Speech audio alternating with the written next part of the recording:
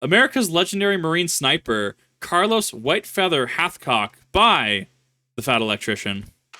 This is my 5th attempt at making this video in the past 2 years. Portions of this story have been told and retold across books, newspaper articles, and the internet for decades. And with every retelling, more and more doubt gets cast upon this story's validity because the events seem that unbelievable. And because of that, I felt that it was very important to not only be able to tell this story in its entirety, but to be able to prove that it was not only plausible, but probable along the way. That being said, I've been waiting 2 years to say this next part.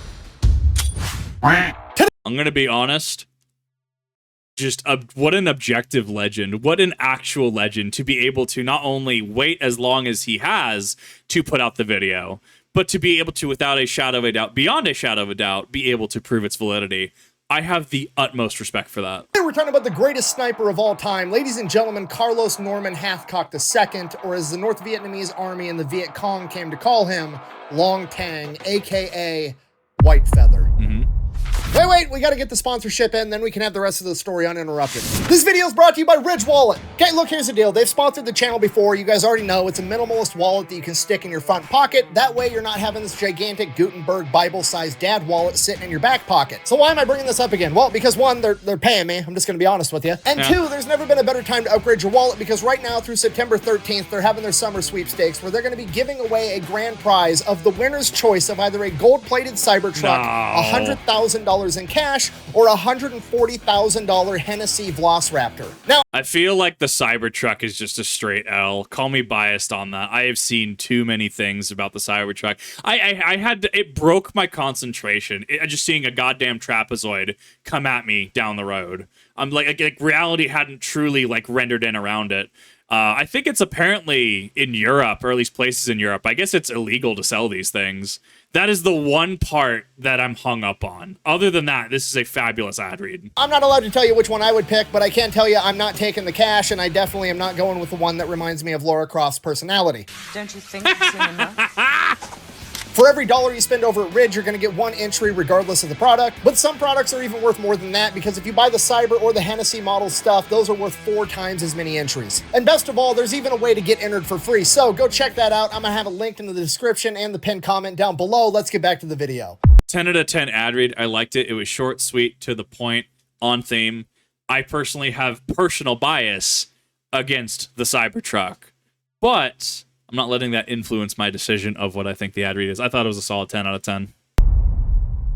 Also been looking at getting a Ridge Wallet. January 20th, 1942, Carlos Hathcock Jr. is born in Little Rock, Arkansas. Fast forward to early 1946, Carlos is approximately 3 years old, and his father has just returned home from fighting in World War II. And with him, Carlos Hathcock Sr. brought home a gift for his adorable baby boy, a German Mauser, which, if you don't know, is the primary infantry weapon of the Nazis in World War II. Apparently, he had tactically acquired it after its previous owner had died suddenly. Yeah, exactly. Yep, that's exactly what happened. So, you know, presumably, after rolling up and just seeing the rifle laying on the ground, he did what any American would do. He picked it up, he kind of admired it, and was like, huh, this would make a great gift for my toddler. So he plugged the barrel, he made it inoperable, at least, and then brought it back home and gave it to his kid. So now Dad's home, and we've got young 3-year-old Carlos Hathcock running around in the woods outside of Little Rock, Arkansas with a de-weaponized German Mauser, pretending that he's fighting Nazis and the Imperial Japanese, just like Dad. Fast forward again to when Carlos is 7 years old, and he sees his first John Wayne movie, where John Wayne is portraying a United States Marine. At this moment, Carlos Hathcock decides that he's going to be a Marine too. Everything else in life, school, chores, all of it is just biding time until he turns 17 years old. He can get his parents' permission to go and join the Marine Corps. 1 year after that, Carlos's father re-enters the military to go fight in the Korean War, and the family is moved to Missouri. Then they're moved to Tennessee. The father goes off, he fights, he comes back home, but when he comes back home, both of his parents they've always kind of had a drinking problem, but their drinking gets significantly worse, and so does their relationship. The next major formative event in Carlos's life is at his 10th birthday, when he is given his very very first real gun, a J.C. Higgins bolt-action 22 caliber rifle. From that point on, Carlos basically lives out in the woods, shooting cans, squirrels, birds, anything he can. And while Carlos is out in the woods, his parents' relationship continues to deteriorate. And by the time that he is 12, his parents have gotten a divorce, and Carlos is sent back to Arkansas to live with his grandmother in an unincorporated village known as Geyer. Unincorporated village basically just means that they're living out in the middle of bumfuck nowhere. Carlos's next oldest sibling is 10 years younger than him. There's no neighbor kids anywhere near his age for a 20-mile radius, and grandma and grandpa are busy doing grandma and grandpa stuff. So Carlos spends the majority of his teenage years basically living out in the woods with his dog and his 22 caliber rifle, helping to put food on the family table because grandma and grandpa are struggling financially. So they are eating squirrels, birds, and rabbits, whatever Carlos is able to shoot. During this time, Carlos becomes an exceptional outdoorsman. His 22 caliber rifle does not have a very huge range, and if he wants to be able to kill something efficiently, he needs to be able to get as close as possible. He learns how to move through the woods quietly, sneaking up on highly alert prey. And he becomes such an exceptional marksman that he's able to shoot birds out of the air while they are flying with his 22 caliber rifle, which is impressive. And this goes on for years. And then at the age of 15, Carlos drops out of school and goes to work full-time doing concrete. He does that for 2 more years till he finally hits the age of 17. He then gets consent from his guardian to go and join the Marine Corps. So in 1959, at the age of 17, Carlos Hathcock goes off to training to become a Marine, and he absolutely crushes it. I mean, how could he not? He's been doing full-time manual labor for a couple of years, and the 10 years prior to that, he's basically been living in the woods by himself, learning how to become an expert marksman. Despite being the best shot out of any new recruit available, he continues to hone this skill. They have a mandatory amount of time and qualifications they have to meet in marksmanship. However, Carlos Hathcock also spends all of his free time out at the range, continuing to work on this skill when nobody else does. He doesn't just want to be a good shot, he wants to be the best shot, and he wants to be able to do it from every single position the Marine Corps utilizes at the time. They do standing, prone, sitting, kneeling, and they have the infamous squat position at this point in time, also commonly referred to as the rice paddy prone. And what? I've never heard of that. Is that still utilized today? I don't, no way. Maybe it is. That's so strange. Carlos practices all of them and masters all of them. It is at this point that Hathcock begins to develop what he calls his bubble, which is essentially his aura of concentration around taking a shot, where nothing in the world gets any attention other than his target and his crosshairs. One of his instructors once said, and I quote, "An elephant could crap on Hathcock's head, and unless the load blocked the sights, Carlos would never even notice." What a So chat. Carlos is already just naturally immensely talented at marksmanship, but he's also completely obsessed with getting better. That's all this guy cares about. And it just reminds me of something one of my coaches used to say: hard work beats talent when talent doesn't work hard. And I probably heard this coach say that 50 times over the course of a couple of years. And then finally we had this new guy that raised his hand and said, "But coach, what if talent does work hard?" To which when talent does work hard, that is the ideal situation. Absolutely. Hard work will beat talent if talent doesn't try, because talent that doesn't try is, for all intents and purposes, not trying. They're a non-issue. They're a non-factor. If you don't know what you're doing and you do try, you will beat out raw talent that doesn't care. Ideally, you have talent and you do try, and then you have this meeting of both worlds, the best of both things. my coach replied, "You should probably stay out of that motherfucker's way." Yes. And in the case of Carlos Hathcock, that would prove to be correct. Carlos finishes training, gets MOS qualified as an 0331, a machine gunner, and then immediately gets sent over to Hawaii and stationed there because that's where the Marine Corps rifle team is. So Carlos goes over to Hawaii, reports for his new duty station, gets settled, gets signed up for every marksmanship competition they have scheduled, shows up to the very first one. It's a 600-yard event. Now, Carlos is here because he's a great shot, but he's also the new guy. He just got out of training. All the big dogs are here. This is where the Marine Corps rifle team is at. Like, he's not expected to do well in these competitions at all. He is the newbie that they need to take under their wing and train, and he's the next generation of shooter, and this is going to be his first competition just to get his feet wet, is what everybody thinks is going to happen, and then Carlos wins the entire fucking thing. Pretty much immediately after winning this competition, he is given an official spot on the Marine Corps rifle team, meaning that this is more or less his full-time job now. Like, yes, he's a machine gunner, but his day-to-day job is going to be going and improving his marksmanship to be able to show off how great the marksmanship in the Marine Corps is, which is great for Carlos. It's basically his dream job, and on top of that, it's 1960. It's a time of peace. There's no prospects for war on the horizon, and there's really nothing else for a machine gunner to be doing, so the rifle team is a great spot for him. Carlos spends the next 2 years there, continuing to hone his skills, winning all kinds of competitions, and one of the people that he meets there that's also on the rifle team is a lieutenant by the name of Jim Land. And Jim Land has this dream that he wants to bring back sniper school and make it a permanent fixture in the United States Marine Corps. So wait a minute. So if we're bringing back sniper school, this implies that we got rid of it. And to be fair, we had, what was it? Was it airborne infantry, something like that? Airborne. That was, comments did enlighten that, yes, people didn't think that that was absolutely a thing. Like people thought that it had dated itself, to which the video showcased that there was a new use for it, and why that eventually did kind of come back.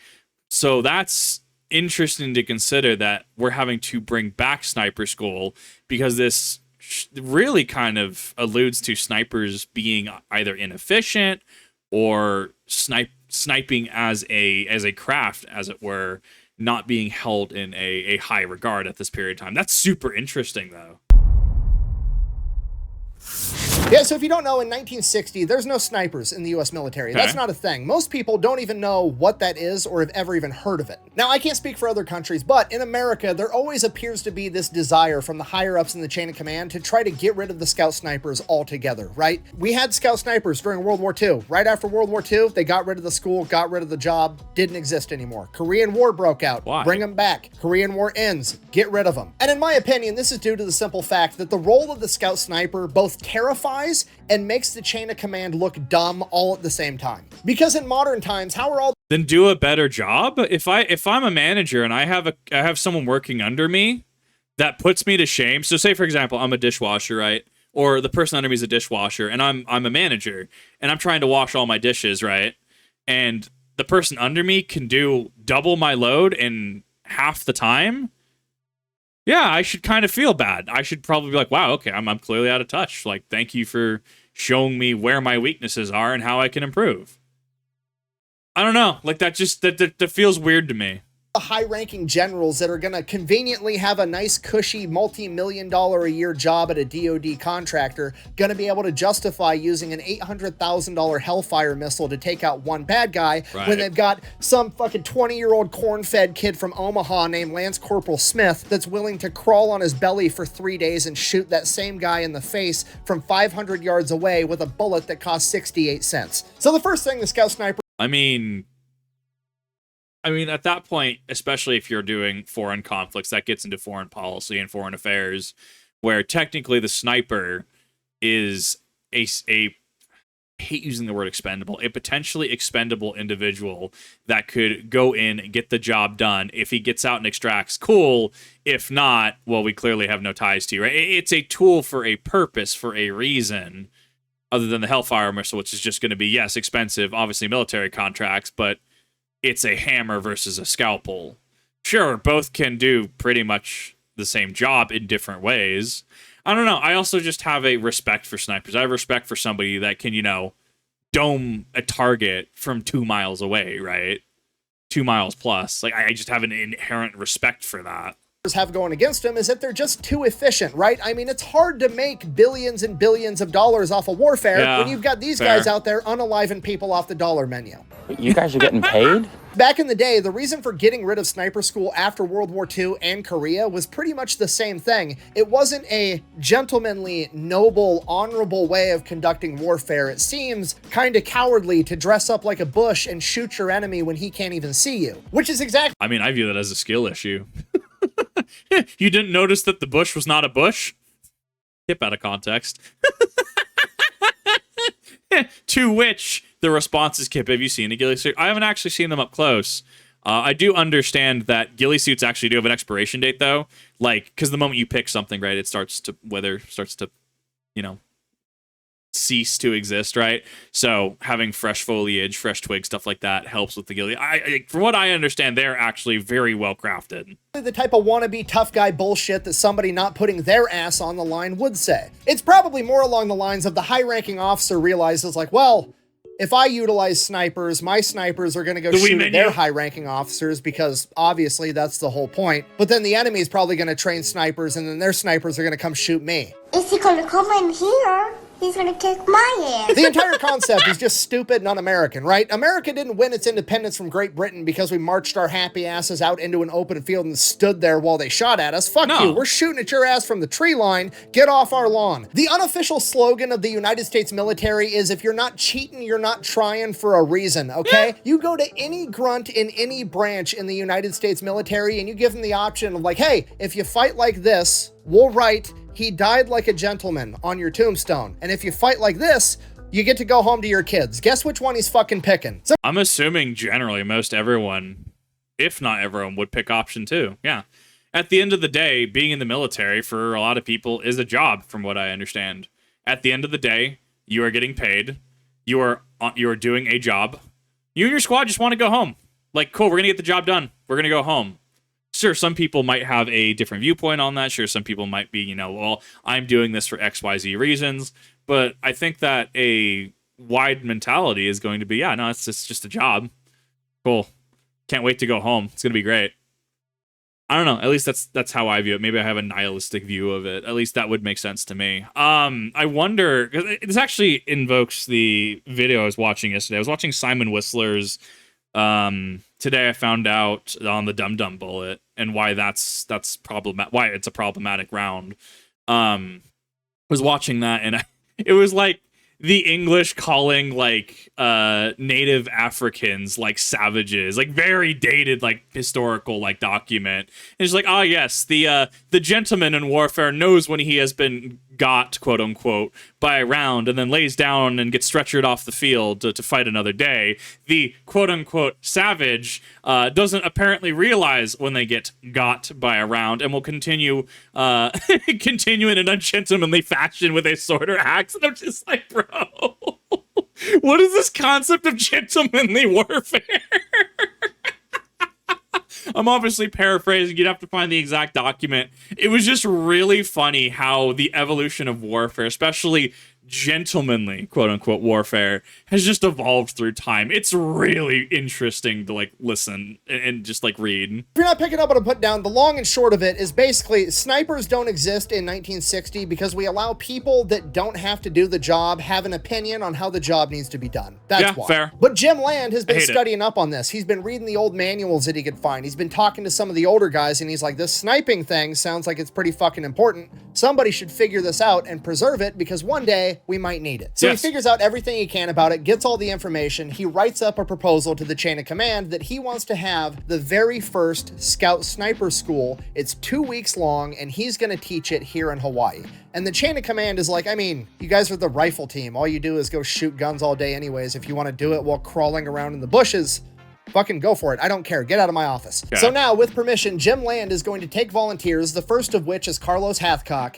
and they are going to go out into the jungles in Hawaii and figure out how to become snipers. Starting from scratch, this is going to be the first iteration of the now legendary Marine Corps Scout Sniper program. So they go out for 2 weeks, they train, they lay the groundwork for the Marine Corps Scout Sniper program. Obviously, Carlos Hathcock excels because he's an expert woodsman. He knows how to move and traverse terrain and be quiet the entire time. And then after the 2 weeks is over, that's pretty much it. Jim Land keeps teaching the course, but Carlos Hathcock is done. He was just a student. He's going to go back to the shooting team. More or less, he just got a pat on the back and attaboy and then a certificate that said that he was a scout sniper now, but the certificate doesn't really mean a whole lot because nobody knows what the fuck a scout sniper even is. So Carlos just kind of chalks it up to a cool life experience that he's thankful for, but he goes back to doing his competitive shooting in Hawaii. That goes on for another year. By 1962, he's getting moved over to North Carolina to a place called Cherry Point, which is weird because that's a Marine Corps air base, and he's technically an infantryman as a machine gunner 0331, so they're not even going to have any work for him there. Regardless, he's got to go because he's got orders. So he moves to North Carolina, he shows up to the Cherry Point Air Base, reports to the commander's office, and the commander's like, okay, son, I'm just going to level with you. I don't have a use for a machine gunner. I don't even know how you ended up here. How would you feel about just being like general staff? Which basically translates to he's going to be the groundskeeper, he's going to be mowing the lawn, scrubbing the toilets, maintaining the base's facilities.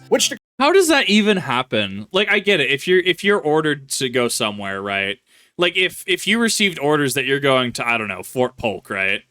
I mean, I'm sure that there's a counter process where you could be like, sir, what, so Fort Polk?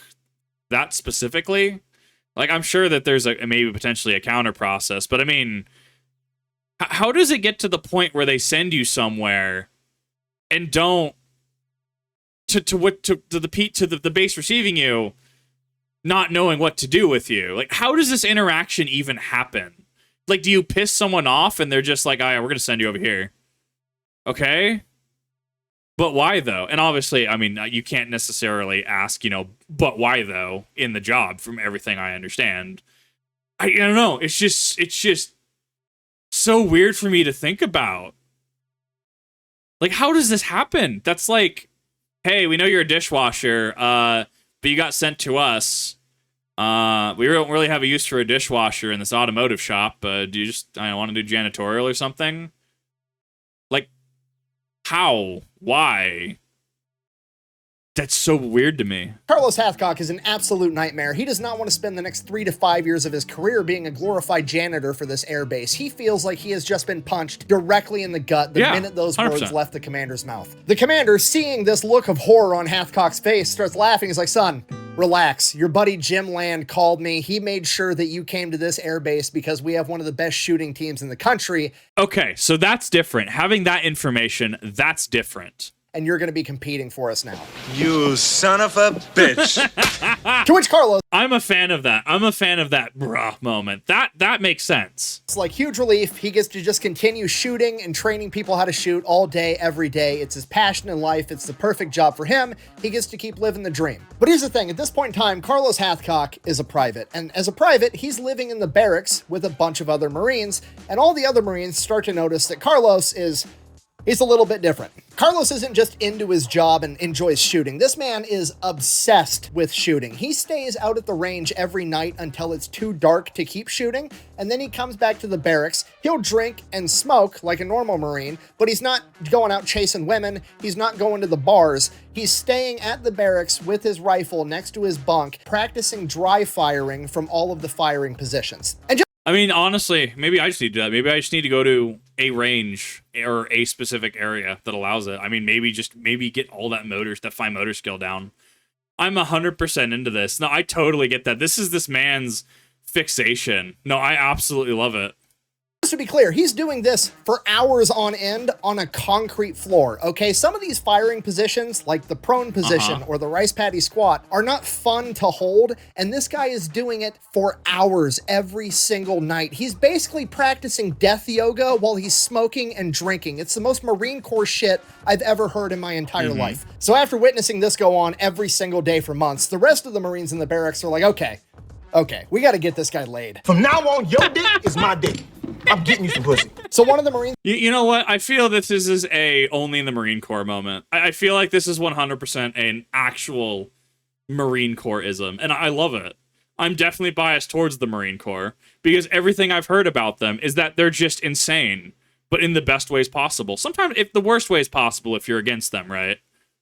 So good. This is dating a girl that's a teller at the local bank, and there's another girl at this very same bank that's single, so they managed to set Carlos Hathcock up on a blind date. Nice. He shows up to the bank, introduces himself. Hi, I'm Carlos Hathcock. Her name is Josephine. They go out on a date. They both fall in love immediately because Carlos Hathcock doesn't miss. Very next day, he's out at the range all day. He's training people, getting training in. That's his job. The normal working day comes to an end, and Carlos does not stay on the range until sunset like he has every other day. No, Private Hathcock goes into town and buys a brand new car because he has to keep impressing Joe, and he needs that car to take her out on dates, which is the most private in the military shit I've ever heard in my entire life. Every single private finishes training, goes to their unit, and then goes and buys a brand new V6 Mustang or Camaro to impress women. And it's like at what? Like on base, like 30% interest? That's robbery.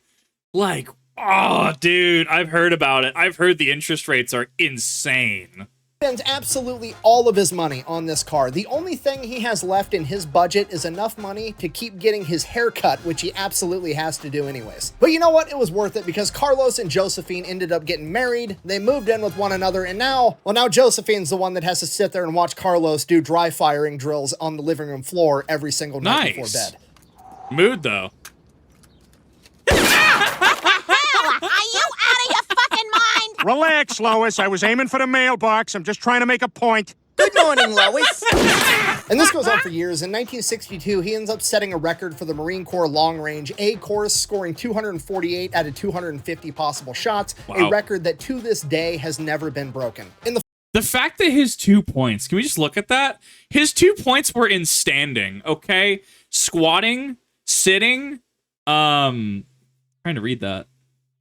Trying to read the third one. I can't really see that. Prone, it's standing was the one. That's wild. Broken. In the fall of 1965, he would win silver in a national match competition, which is a huge deal. He would also be recognized as a distinguished marksman, which is essentially being granted the rank of Jedi as far as competition shooting goes. And then, that very same year, he would win the Wimbledon Cup. Nice. And no, not the tennis thing, okay? The Wimbledon Cup is awarded for whoever wins the 1,000-yard high-powered rifle marksmanship competition. And whoever does that is considered to kind of be the best rifle marksman on the planet at that How is this yearly? This is annually, right? point in time. And in 1965, it was Carlos Hathcock. God damn.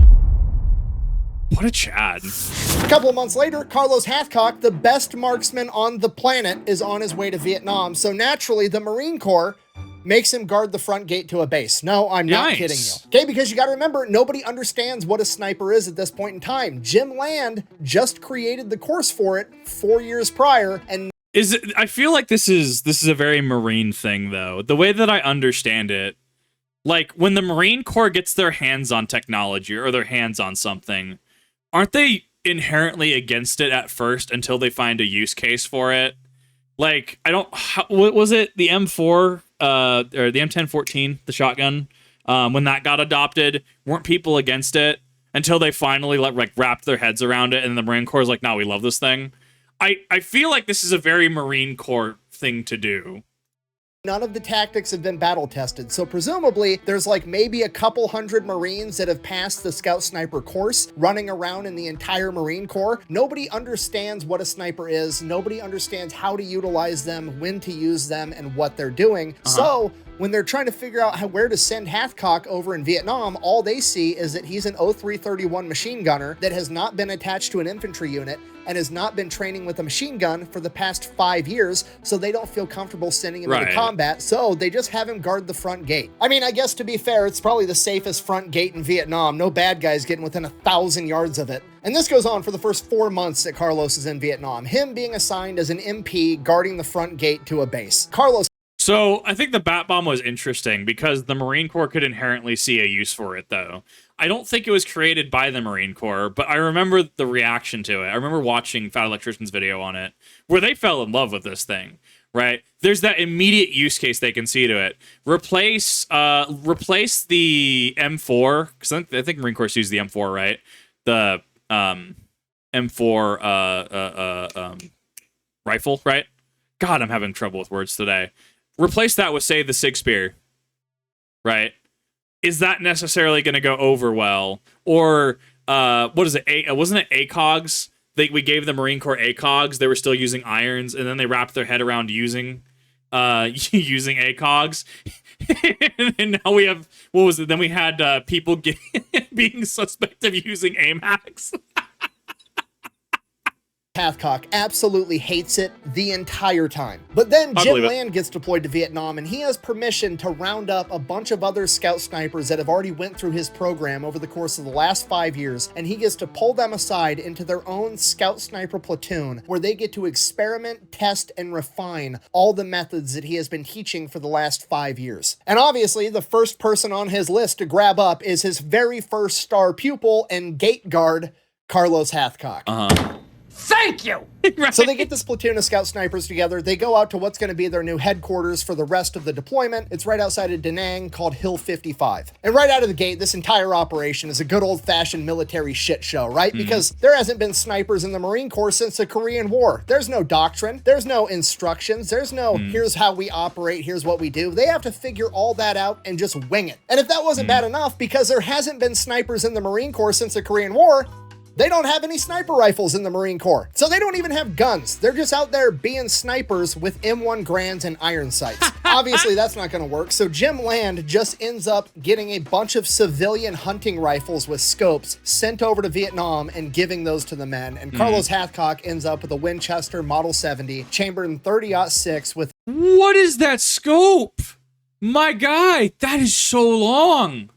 An 8x scope. Land also somehow manages to get his guys match grade ammunition, which is like a higher quality, more accurate ammunition that you're going to want if you're shooting at long ranges. From there, they get the operation underway. They go out, they start conducting missions, they start developing the doctrine, figuring out what works and what doesn't, laying the groundwork for what is going to become modern sniping in the United States military. And then the chain of command chimes in with brilliant ideas, still not really understanding what these guys are trying to do. And they're just like, oh, hey, well, since you're like experimenting and developing stuff or whatever over on Hill 55, what if we just start sending you new guys that haven't done the Scout Sniper program previously and also aren't professional marksmen, and then you can just, train them how to be Scout Snipers in a live combat zone on the fly for funsies. Does that sound good for you? Don't really care what you think. Do it anyways. Okay, bye. That would be great.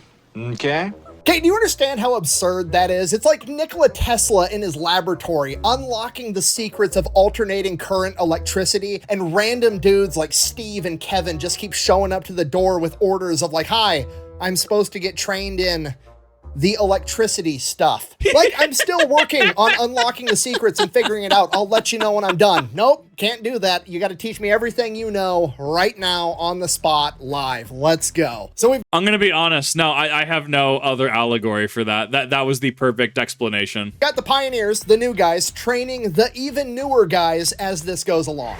So where's the office back at Division? In the office, baby. According to Jim Land, Carlos Hathcock was actually one of, if not the best instructors he had. Not only was he exceptional at instructing people at how to shoot, because that's been his job the entire time he's been in the Marine Corps, but he also... Sorry, can we just... I need to understand this. I need to convey this. I love that the Marine Corps uses a K-bar to point out and instruct people.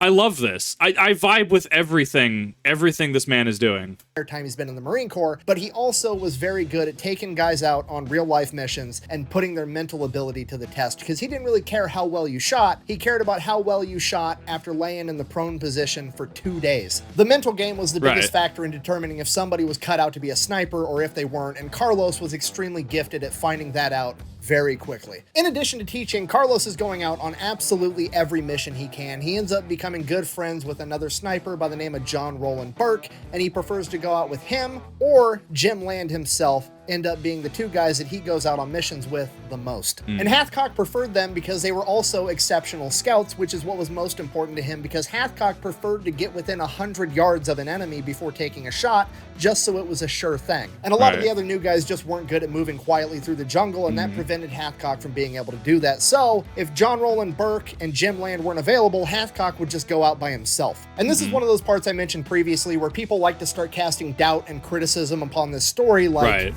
buh, he must be lying because snipers always go out in pairs, they never go out by themselves, buh. Okay, I would agree with that if I didn't have the context that the sniper that we're talking about was one of the very first modern Marine Corps scout snipers in U.S. history that was actively in the process of developing the doctrine that's going to shape that career field for the rest of fucking forever. So yeah, No, he brings up a good point. And even then, no, that makes sense to me. Obviously, you would probably want to, just for safety reasons, go out in pairs, right?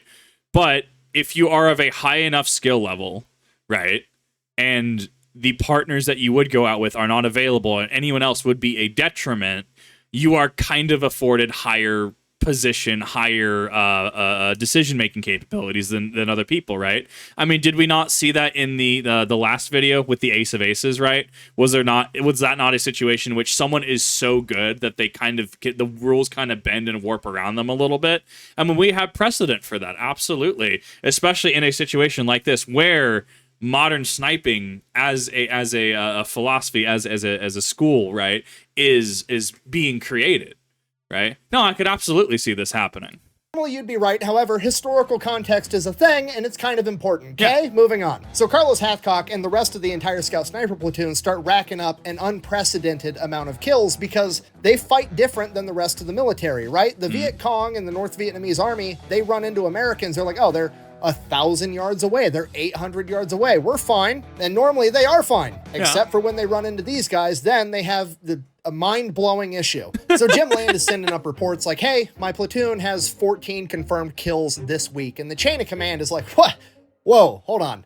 That's like more confirmed kills than an entire infantry battalion is getting at this point in time. And you... Oh my God. Oh, this is going to be egg on people's faces. There's going to be some there's going to be some people in very high positions that are going to get their feathers ruffled, their jimmies rustled even, by hearing this. Got that from one platoon-sized element? That's not even possible. What is going on over there? So he kind of explains how they're operating, what they're testing. You know, they've got a couple dudes that are doing one-man operations. They're doing some two-man operations. They're experimenting with three-man operations. And the higher-ups in the chain of command are like, I don't believe you. You know, these 2 or 3 or 1 guys could just be lying and having a gentleman's agreement to pad their stats. I'm not going to trust this. The only way that we're going to recognize confirmed kills from this unit is if a commanding officer themselves witnesses it, which is absolutely an insane criteria, right? Especially with how a sniper operates, because now the only way that you're going to be able to get a confirmed kill is if Jim Land or another officer goes out on a mission with you,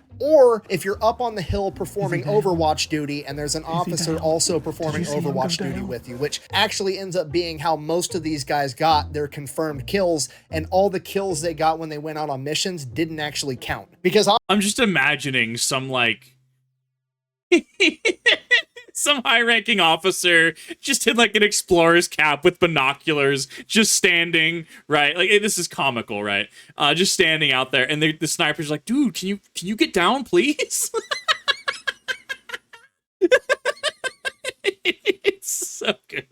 Obviously, they weren't always able to take an officer out on a sniper mission with them, so those kills were never able to be confirmed and weren't counted. So it's kind of a silly standard, but Carlos didn't care at all. He didn't care about the stats. He didn't care about the glory. Even later in life, when he was asked in interviews how many kills he thought he had, he genuinely had no idea. He could estimate a rough range, and that was about it. Hathcock didn't take... So I guess here's the situation. Here's my concern with this is, if you want to have that criteria, why is the criteria not the same for everyone else, right?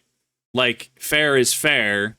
If you're going to cast doubt on it, sure, that's fine. Do your investigation, have whatever for a set period of time, and then come to the conclusion of no, they're not actually not lying. Like, they're not lying, which then prompts the Twitter argument of, oh, well, they could just be on their best behavior, show ponying for top brass is there, but then return to it after. Like, I don't think, just from a logistics standpoint, I don't think it's fair, especially in a covert field like sniping, to have an officer have to be present, especially if they're not trained on that. To which prompts then just train the officers up, which takes time, that takes effort, takes resources, takes away from what they're actually doing. I feel like this is one of those that's like, this is an unfair and unreasonable restriction that is placed upon them, and them specifically, which is not reasonable for other units, platoons, troops in the area. Pride in killing the enemy. He took pride in the fact that he was the one being put in the dangerous situations in the first place, because he truly believed that he was the best man for the job. And if he didn't go, they were going to send someone else out. And if that person got hurt because they weren't as good as he was, that was going to be on him. Because of this, Carlos was going out on every single mission that he possibly could. According to Jim Land, it was impossible to keep Carlos from going out. It was even tougher to reel him back in. The man was harder than woodpecker lips. Because of this, Hathcock starts racking up a ton of kills. Some of them are confirmed when he's going out with Jim Land. Some of them are confirmed when he's on Hill 55. And a ton of them aren't confirmed when he's going out by himself or with John Burke. However, Carlos genuinely doesn't care. He's just going to work. Somewhere early on in this process, he stumbles across a white feather. He's not exactly sure what kind of bird it came from, but he thinks it probably came from a chicken. So he picks it up, sticks it in his boonie cap, and he leaves it there for the rest of the time he's in Vietnam. Okay, that's absolutely crazy for a sniper to do. White is not a very common color inside the jungles of Vietnam, and having that color on him is going to stick out like a sore thumb while he's trying to wear his camouflage and everything else and go unnoticed. And when he was asked why he did it, he said he was basically taunting the enemy, like, here I am, come get me. He was rubbing it in their face that he was the best, and he knew it. Now, on one hand, he is engaging in that psychological warfare. He is choosing to make his stealth stat less, but to effectively taunt the enemy with his active, like, costume, right? I guess if you want to put in gaming terms, right? Like, wow, what a power move.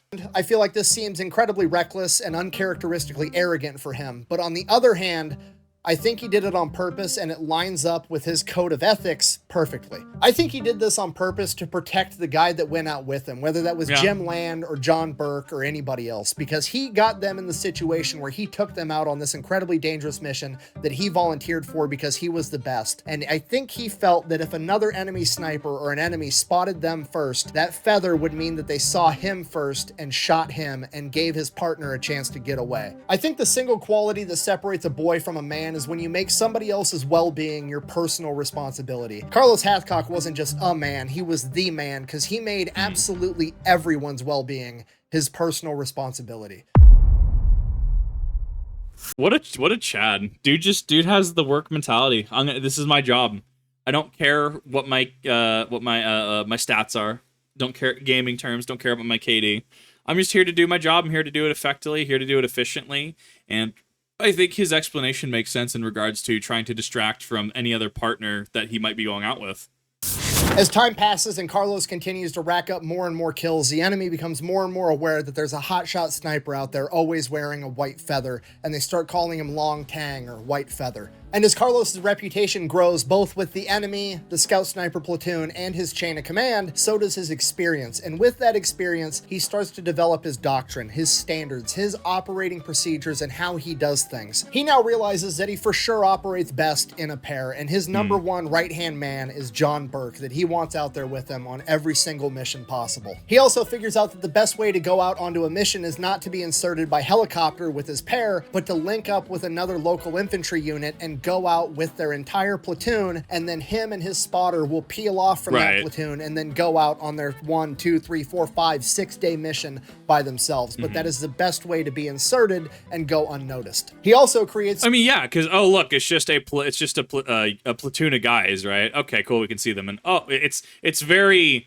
especially at a distance, it's very inconspicuous, very much. Instead of just like, well, there's a helicopter there, should probably watch out for that area. It's just like, well, I guess maybe some guy's probably sleeping, or maybe he's just eating, right? And it's very easy to lose track of that. No, I absolutely could see the logic here. Rule that a sniper fires from a position 3 times, no more, and then he moves to another position. Okay. But on one occasion, he would violate that rule. At first, it wasn't any different from what had become his new norm for a mission. Him and John Burke linked up with a different infantry company, went out with a platoon-sized element on their patrol, and at some random point that they picked themselves, they peeled off and went off, just the two of them, to go do their sniper thing. And while they're going out, they had planned to go out and stalk for 6 days. They brought just enough food and just enough water for that, and that's it. Hathcock always packed light. He only brought whatever he could fit in his pockets. He never went out with a rucksack or a bag of any kind. They're a couple hours into this patrol or this stalk, and they come across this great overlook position overlooking thousands of yards of rice paddies, and right down the middle of it, there's this levee where there's a ton of water to make it through. So they post up right on the wood line with rice paddies, then this levee, and then more rice paddies on the other side. It's perfect because if the enemy is on the other side of that levee, they're going to be able to engage the enemy, and the enemy is going to have to try to make their way through all that water in the levee, and they can just start picking them off one by one, or they can use that time to get out of there. Right. So that's what they do. They get their hides set up, and they just start watching and waiting, and hours pass, and finally that evening, sure enough, the hamburgers show up. Cornerstone of any nutritious breakfast. Yeah, that's what Carlos Hathcock calls the enemy. According to him, there was only actually one enemy in Vietnam that he was fighting, and his name was Homer Hamburger. I have no fucking idea why, but I thought it was funny. So, 150 Homer Hamburgers come dilly-dallying through the rice paddies. These guys are like 1,000 yards away on the other side of the levee, but they're coming towards them. So, they keep letting them come closer, come closer, and right as they're about to get up on the levee, they can really start seeing them. They're about 500 to 600 yards away, which is perfect distance for Carlos to basically have 100% accuracy. I mean, he's the best shot at 1,000 yards in the world. 500 yards for him is a walk in the park. Granted, nothing's actually for sure. It's never 100%. It's definitely not fish in a barrel, but it is quite literally Homer Hamburgers and a rice patty, which is close enough. So as this entire company comes up to this levee, Hathcock whispers over to John Burke with his M14, hey, you're going to take out the officer in the front, I'm going to take out the officer in the back. So that's what they do. They both fire, they both take out their officer that they were aiming for. I'll fire first. I want you two to start with the officers and work your way down.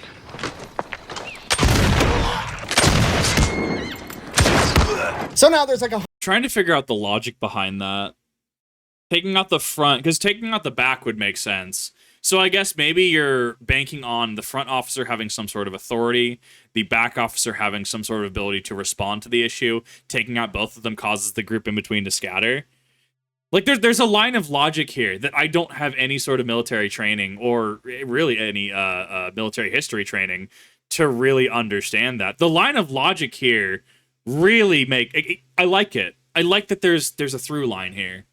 147 Homer hamburgers Charge looking report? around Okay. like, oh shit, what do we do? And the third and final officer takes off running. Believe it or not, it's pretty hard to run in a rice paddy, and you can't run very fast, but he also didn't have to run very far, so at least on the bright side, he didn't die tired. So at this point, Carlos is shot twice, John Burke is shot once. That's 3 shots from one location. They got to bounce. But for some reason, Carlos is like, hold on, let's wait a second. Because as he's watching this like 147 dudes, they're just standing there. They don't know what to do. They just bunker down out in the open in the middle of this field and don't do anything. So Carlos is like, I mean, I know we're supposed to move after 3, but I guess we can just sit here and pick them off until they do something. Now,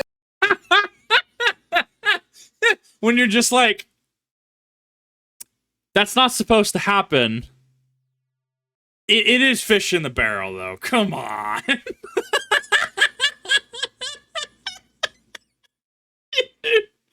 No way. Oh my god. At that point, your ammo reserves become the issue. Oh, that's bad. if you're an American, this seems weird to us because in the American military, if you take out the officer, like, congratulations, you've just taken the regulator off the ass-whooping machine. Now you've got a bunch of pissed-off grunts that are looking to get creative, and you're about to find out the hard way it's never a war crime the first time. But in a bunch of other militaries, especially historically, the further we go back in time, they aren't trained to improvise and win anyways. They're trained to hunker down and await for further orders before they do anything, and that's what these guys are doing. Oh, no. And apparently these guys didn't have a radio with them because the orders never came because they just kept sitting there, and Carlos just kept picking them off one after one after one. In his own words, every time one of them would peek up their head, they'd lose their haircut. Now, at this point, Carlos considers calling in artillery because he does have a radio and he does have artillery waiting on standby, but he thinks that that's going to play into their favor because if he fires artillery, they're in a rice paddy. So those artillery shells are going to be landing into the water of the rice paddy, drastically decreasing their effectiveness. And then as soon as the first shell lands, all the guys can call, you know, incoming, dive into the water of the rice paddy, ride out the volley, get up, run. They do that 2 or 3 times, they're home free. So he's just going to keep them pinned down, and he does it all day long until nightfall. So when the sun goes down, Carlos finally calls in for artillery, but it's not normal artillery. He calls in for star clusters and just lights up the sky over this rice paddy so that he can Hey, I need a portable sun here. I still got targets here. We still got people we got to take out. I can't see though. What, bro? God. This man is great. see what's going on and keep them pinned down all night long. Once it became apparent that they understood that they were going to be pinned down all night long, Carlos and John Burke took this opportunity to move to a different location. Next morning, first light, the hamburgers have mustered up the courage and come up with a plan that they are going to try to directly assault Carlos Hathcock, or at least his general direction, by running through a levee and about 500 to 600 yards of rice paddies. And surely some of them will make it there. Yeah, that plan didn't last very long. They decided that was a horrible plan right around the time Carlos and John had to reload. So they hunker back down pretty much in the same exact spot, not knowing what to do. They just start like randomly firing at where they think Carlos and John are from 600 yards away with their AK-47s. So it's not very effective fire, even if they were shooting where Carlos and John were, but they're not because they're shooting at their old spot that they had yesterday. From here, Carlos just goes back to keeping them pinned down, just playing whack-a-homer. Every time one pops up, they lose their haircut. They know that they can't move, and they're stuck there. And Carlos is perfectly content with just letting them sit there and bake in the sun all day long, because the more dehydrated and tired they get, the less likely it's going to be that they're going to get away. He has basically turned this into his very own miniature war of attrition. Night comes. They light up the sky again all night long, keeps them pinned down. The next day, same exact thing happens. I wonder if this could be considered cruel and unusual. Like how this would come across if, say, this is brought to military court. Because I wonder if this could be likened to a form of torture. But then again, I mean, there is a massive misunderstanding of what is and isn't constituting a war crime. So I look at this and I'm just like, if you end up denying him sleep, dehydrating him, I wonder if ethically you could get into some sort of hot water. But a like what KD of like 140, what was it, 147 you mentioned? Whatever it is, right? KD of like, you know, super positive to 0 across 2 men. Good God, dude. Like,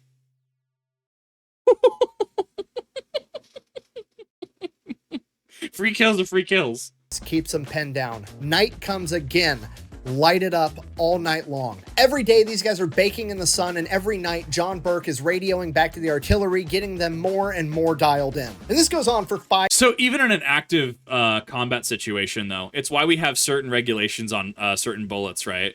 Such as, once again, watching the Dum Dum video, why there's certain bullets. I think it's under 4 grams cannot have any sort of incendiaries or explosives in them. So even in an active combat situation, you can have still things that violate certain conventions and constitute as certain crimes, right? Which, what was it? The Mark IV cartridge from the British was singled out upon its inception or adoption because it effectively functioned, like a hollow point? Like it expanded, which they got a lot of flack over, to which the British said, hey, we're kind of being unfairly singled out here, despite, I think, the Irish and then someone else using the same card. I am really undereducated on the subject. Someone's going to know what I'm talking about, though.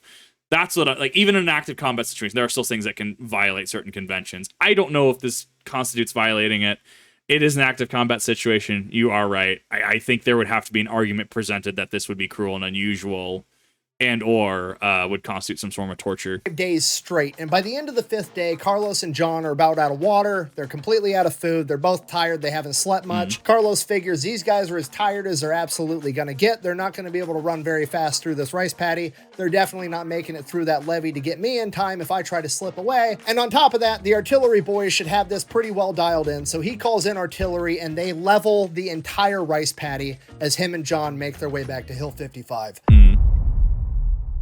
The fact that just they got away with it for so long, it's good God. The fact that they just kept going. They kept going positive.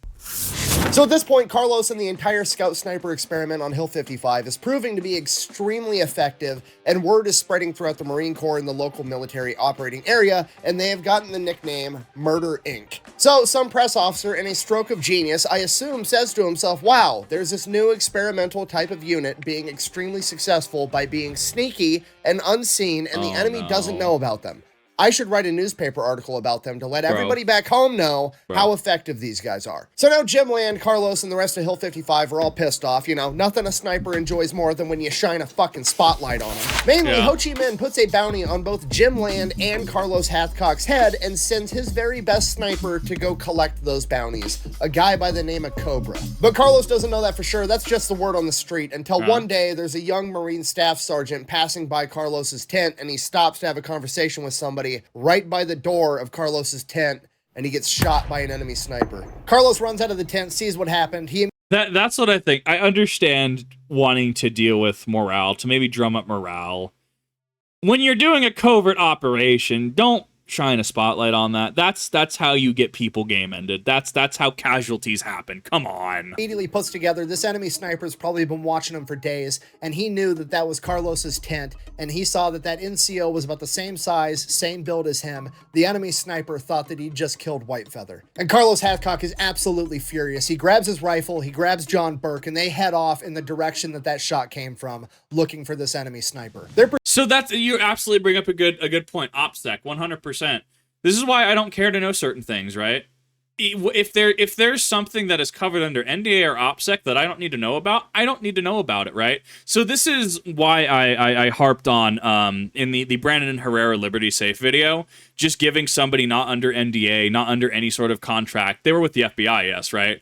But giving them the master code to Liberty Safes. What happens if we have a Disney situation where somebody's trying to download a mod for a game and 1.2 terabytes of information gets stolen by some random because that person, someone who was high up at Disney, just had it on their machine, right? What happens if that person from the FBI, because they're part of the FBI or because they're an idiot and they say want to download a mod for a game, maybe pirate something, right?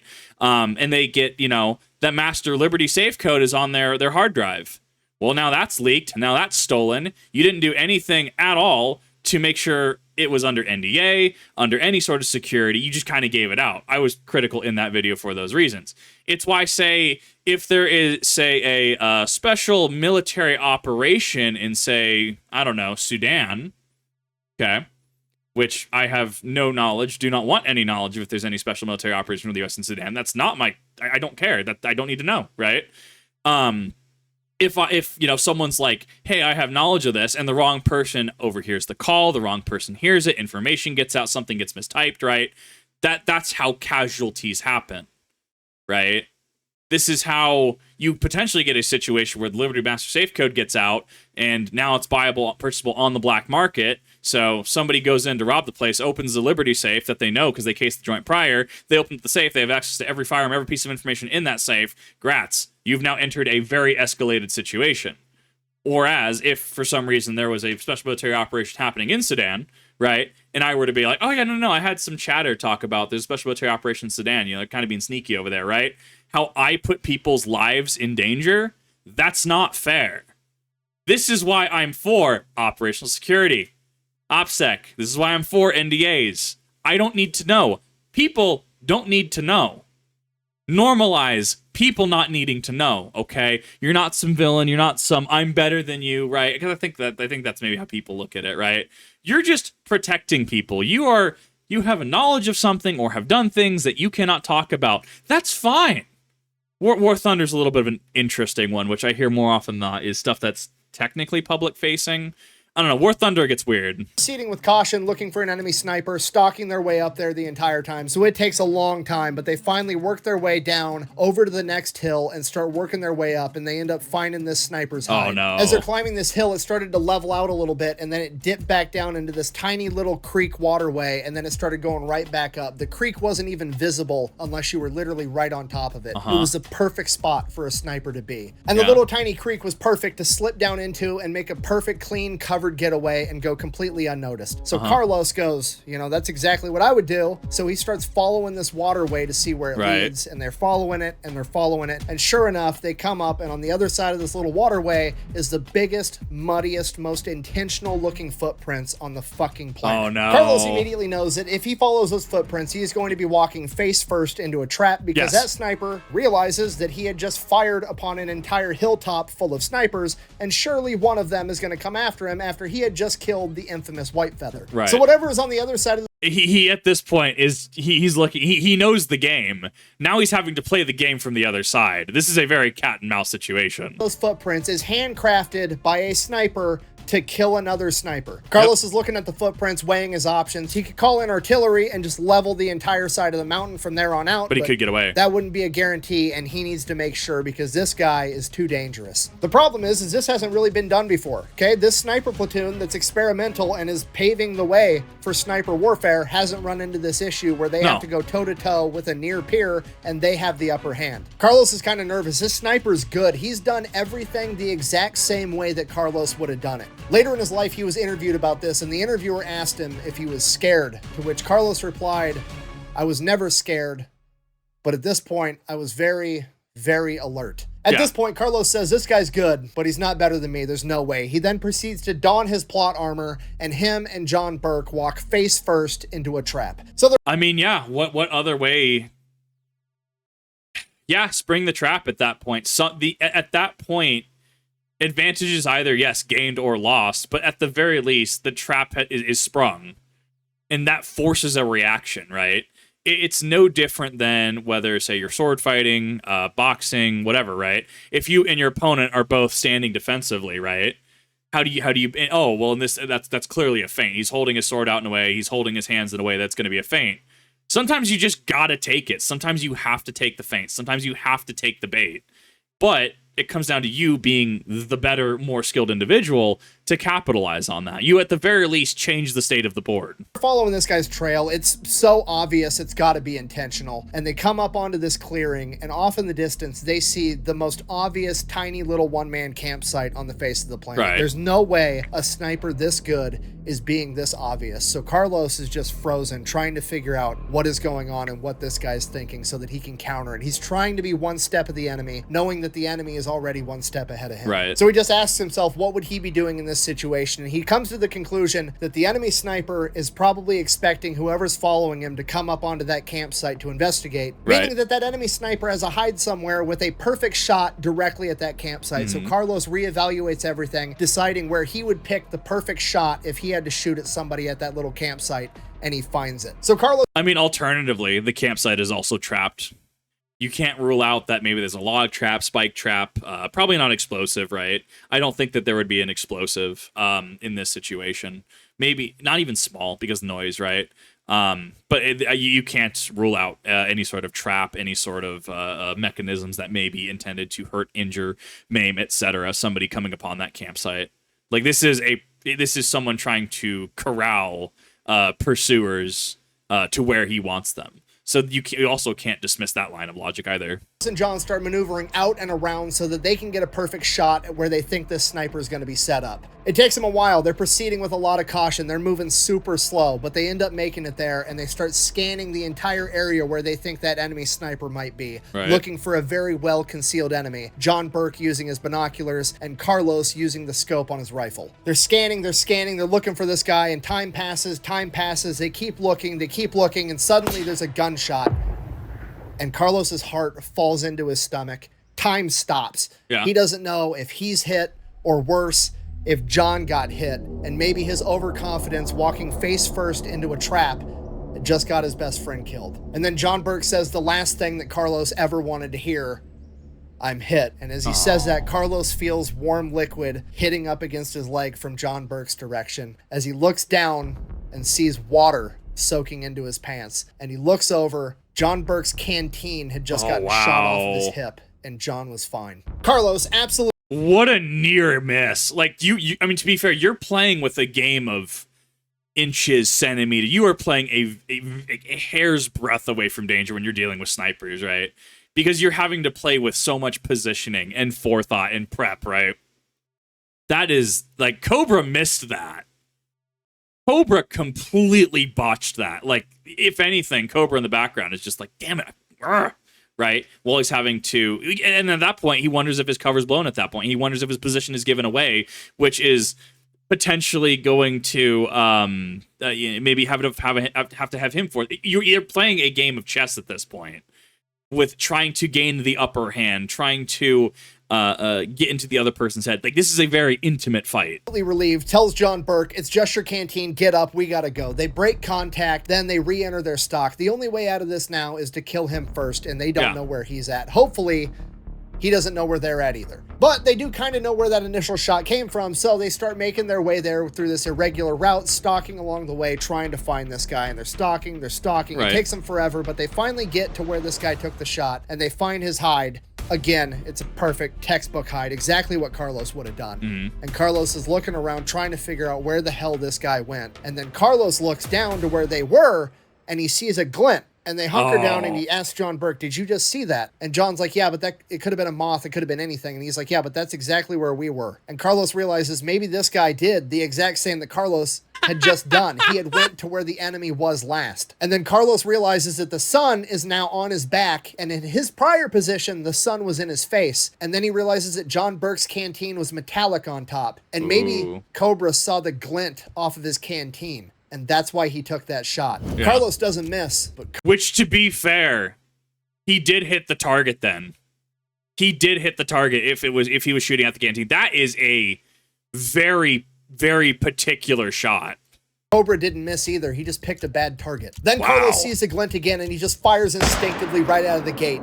And again, time stops. John Burke can't believe that he took that shot. Maybe it was a moth. Hell, maybe it was Cobra, and he has a canteen too. At least then they'll be even. And they wait. It feels like forever, but it's only like a second. And out of the shadows of where this glint was, a rifle barrel comes into the sunlight, and they see it as Hathcock reloads and gets ready to make a secondary shot. The barrel falls to the ground. Cobra falls on top of it, Wow. sliding down the hill a little under this awkward resting position. They wait, they watch. Carlos is ready to make this follow-up shot, but this guy's not moving. So they finally get up, they make their way over to his body. As they approach him, John Burke realizes that Carlos is shot directly through the enemy's scope, not even touching the sides of the tube. At this point, Carlos immediately realizes for that to happen, Cobra had to have been looking directly at him as well. Not John Burke, not somewhere else. The only way that shot was possible was for both of them to be looking right at each other at the exact same moment, and Carlos was just quicker to pull the trigger. And maybe, just maybe, the only reason that Cobra saw Carlos first and not John Burke was because of a chicken feather. Carlos actually ends up deciding that he's going to take Cobra's rifle with him. He brings it back to the base, and at some point during his deployment, it ends up getting stolen, and he can't prove that he made this shot. Oh, that's rough, dude. That's rough. No, that is it's a game with so much positioning. Like there's so much that goes into that. There's so much. It doesn't become yes, it also becomes who's the better shot, right? But it also becomes a stamina game at that point, right? To have to trudge so slowly, so particularly.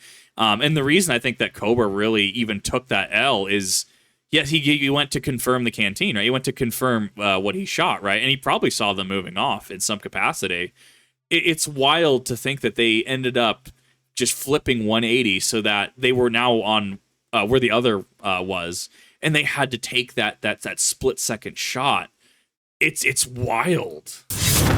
Buh! That's because it's all complete BS. He made it up. He never made that shot. Even the great Mythbusters couldn't recreate this shot, and they tried repeatedly. Okay. Buh! Yeah, people have tried to recreate this shot. To the best of my knowledge, nobody's actually been successful at doing it, and it's probably because nobody's put forward a good effort. Even Mythbusters, with the Discovery Channel budget, managed to mess this up to the degree that it's atrocious. Okay, the first time they tried it, they shot it at a modern scope. Obviously not going to work right out of the gate. It's doomed for failure because a modern scope has about 10 times as much shit inside of it, and there's no way you're going to be able to penetrate through it. Then, you know, so that is a valid, if you're trying to recreate that process and it's used on inherently, yeah, mechanically it's differently, right?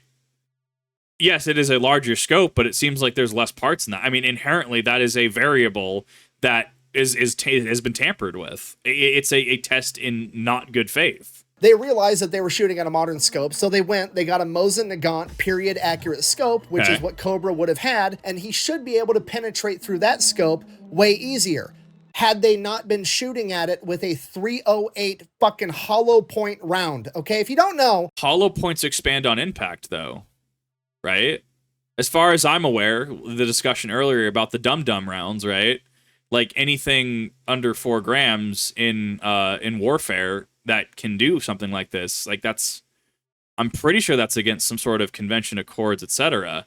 Like, did the round... Is this the round that would have been used? I would argue no, but I don't know what round would have been used. I mean, maybe they try to throw something like this to like. I feel it's a test done disingenuously. I've heard a lot of good things about Mythbusters. Don't get me wrong, but I feel that there's too many variables that have been changed to really give an accurate, unbiased depiction of what happened. A hollow point round is designed so it immediately expands and dumps all of its energy on impact, okay? You're trying to penetrate through something. Why would you fire a round designed to expand and dump its energy? If I wanted to stab a motherfucker at a skating rink, do you think I'd have better success with an icicle or a snowball? I mean... If you try really hard enough, you could see results with that snowball. But if you're looking for, it's the concept of a rapier, right? If you're looking for, like when a rapier thrusts, right? What does they thrust? It is all of that force being applied onto a single point. It's why certain formats, like when I was playing in another group and we were using Shinai, the bamboo swords from Kendo, right? Why we couldn't thrust with them. Because it is so much force being applied to such a small area that thrusting becomes dangerous.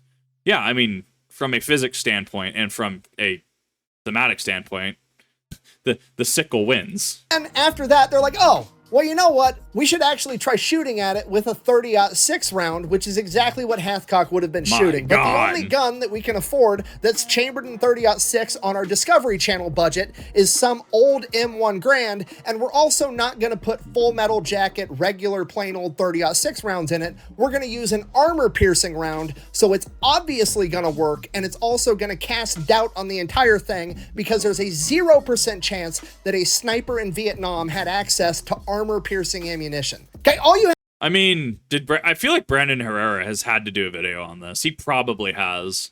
have to do to recreate this shot the right way so we can know for sure if this is even possible is get a Winchester Model 70, get a 30-06 full metal jacket round, and get a 3X Mosin Nagant scope and shoot it through the scope and see what happens. And to the best of my knowledge, it's never, ever been done. Wink, wink. If it hasn't been done, Brandon Herrera, you have been summoned. Until now. For this, I teamed up with my friend Nick Johnson over from the PewView channel. He's the best shot I know. If I know anybody that can get this done, it's gonna be him. God, dude, I would love to do this stuff. My mitigating factors are having near zero people to go to the range with, ammo budgetary constraints, finances, and I haven't really found a range that I just feel a ranger area that I feel I could do this at. This is cool to me, though. This is 100% great. We didn't want to just capture this on camera. We're potentially proving history if we can get this done. We wanted to capture this on camera to the best quality the technology currently allows. And for that, we called up my other friends, Adam and Bryce from the Ballistic High Speed channel, and they drove up from Indiana with their fancy-ass cameras, and we captured this shot at 100,000 frames per second. And Nick Johnson managed to do it on the first try. Nice. Not only did the bullet manage to penetrate all the way through the scope and into the head without touching the sides, just like Hathcock said, it also managed to push a significant amount of the internals of the scope as well as powdered glass directly into the brain as well. It absolutely would have been fatal. We take that Discovery Channel budget. Actually captured more angles of this shot and a bunch of more footage as to how we set everything up and how we got it done. And that's all going to be put together into a long form video over on PewView's channel, and he should be releasing it the same exact day that I release this. So after this video, you can go check his video out. And then hopefully after that, you'll go check out Adam and Bryce over at Ballistic High Speed. Their entire channel is stuff just like this. So yeah, if a bunch of random dudes can come together on an afternoon in the middle of a cornfield and recreate this shot on the first try, not only is it plausible, it's absolutely probable that Carlos Hathcock, the winner of the Wimbledon Cup and one of the greatest snipers ever, managed to do it in real life. Easily. Also, not trying to brag or toot my own horn too much, but I only bothered tracking down and buying one Mosin Nagant scope because I was that confident we were going to get this done on the very first try. Hell yeah, dude. There it is. The unfortunate reality that there might actually be some bad actors trying to copyright claim his ringtone. Yeah, babe. What are all these telescopes doing on my counter? I just take them to Kohl's and return them. I don't need them anymore. Take them to Kohl's. Yeah, you have horrible timing. Love you. Okay. Bye. I love it. Perfect. I love it. I was not expecting that segment. I appreciate that they did that segment. 100%. I love it. I think my dad is actually my I don't actually have my ringtone on anymore. I think his is set to the Imperial March. No, I love using it. If you have someone in your life, it would fit. The Imperial March is by no means a bad option for a ringtone. So for Carlos's next adventure, it's not really an adventure. He ends up getting stuck on Hill 55 doing a bunch of Overwatch duty. Basically, he's up on top of Hill 55, which is kind of right by the Ho Chi Minh Trail. If enemies walk by, he shoots at them. The problem is, by this point, Hill 55 has been occupied by snipers for months, and the Viet Cong have kind of figured out that that particular hill is a little bit spicier than the other ones, and they can put accurate fire out a lot further than most other hills could. So they just stay extra far away from it, which, you know, to be fair, brilliant plan. That's exactly what I would do. So Overwatch duty, kind of boring. Carlos Hathcock is just kind of sitting up there. He can see these bad guys way off in the distance, right? They're on the Ho Chi Minh Trail. They're smuggling stuff. They're doing recon on the hill, whatever they're up to. He just doesn't have a gun that's both accurate and powerful enough to reach out there and do something about it. So then one day, a couple of CBs show up and they're building something for Hill 55, and Carlos goes over to the... Wait a minute. Oh no, the CBs have gotten involved. It's the Discord memes. The Discord, like X's into the chat. The CBs have entered the chat. Everyone just sends like Pepe sweat meme emoji. CBs, because, I mean, let's face it, the CBs can build just about anything with virtually nothing. And Fair. he's like, hey, I need you guys to build me a mount for an M250 cal so I can just pop the scope off of my Winchester, throw it on the 50 cal, zero it, and then I have a longer ranged weapon for when I'm on Overwatch duty on top of the hill. And the CBs are like, sure, Easy. no problem. Here Easy. you go. Made it for him right Wow. away. So now every time Carlos shows up to Overwatch, he pops a scope off of his Winchester, mounts it onto the M250 cal, and then he just has to zero it to the 50 cal. And he does that by shooting at a rock 2,500 yards away. And he knows he's zeroed enough when he can hit the same rock 3 times. Don't get me Right. wrong. It's a big ass rock. It's more like a boulder. And just to be clear, Yeah. so we're all on the same page, It's not a boulder, it's a rock. SpongeBob. the 50 cal is definitely more accurate with a scope, but it's also definitely not a precision sniper rifle by any means. When you're shooting out to crazy distances like 2,500 yards, the quality of the gun and the quality of the ammunition really start to matter. Right. If I did the math right, a 50 caliber BMG round traveling out of an M250 caliber Medusa at 2,500 yards, even if Carlos shot perfect, that round could still wind up anywhere within a 6-foot diameter of where he was actually aiming, and none of that would be on him. It's literally just the variability between the weapons platform and the ammunition. Right. Obviously, Carlos Hathcock knows this, but it's still going to be a lot of fun because he was just sitting up there bored, unable to do anything, and now he's at least going to be able to scare the shit out of people. So that's what happens. Every time Carlos shows up for Overwatch duty, he pops the scope off of his Winchester, mounts it onto the M250 caliber, and then he zeroes it on a boulder 2,500 yards away just to get it as close as humanly possible. Then one day on Overwatch duty, Hathcock's just scanning the perimeter, doing his normal thing, and he stops cold in its tracks. He's like, there's no way this is happening. And he motions over. LT, get over here. Get on the spotting scope. Look at this. LT gets on the spotting scope. He's like, okay, what am I looking at? And he's like, you see that dude, the scout with the binoculars, 2,500 yards out there? Not seeing him. He's like, he's literally sitting on a rock. Which rock is he sitting on? Oh, no. The one with all the bullet marks on it that I use to zero this gun every day is the rock that he's sitting on. I mean, okay. In defense of it, people do this stuff. They really do. Like those like weird boulders and rocks and stuff out in the middle of nowhere that just look like little like thrones or seats and stuff. People just sit on those. You could have a very phallic shaped rock, and someone out there would definitely try the rock. They probably would. I cannot advise that. They probably would though. God, dude, people sit on some weird stuff. That's all I'm gonna say, dude. Like, they could have a forklift riddled with bullet holes, and they'd sit on that forklift. People sit in some weird stuff despite everything saying not to. Stairways out in the middle of the forest, right? From like old buildings that potentially used to be there, just stairways. People just sit on those. It's a very human thing.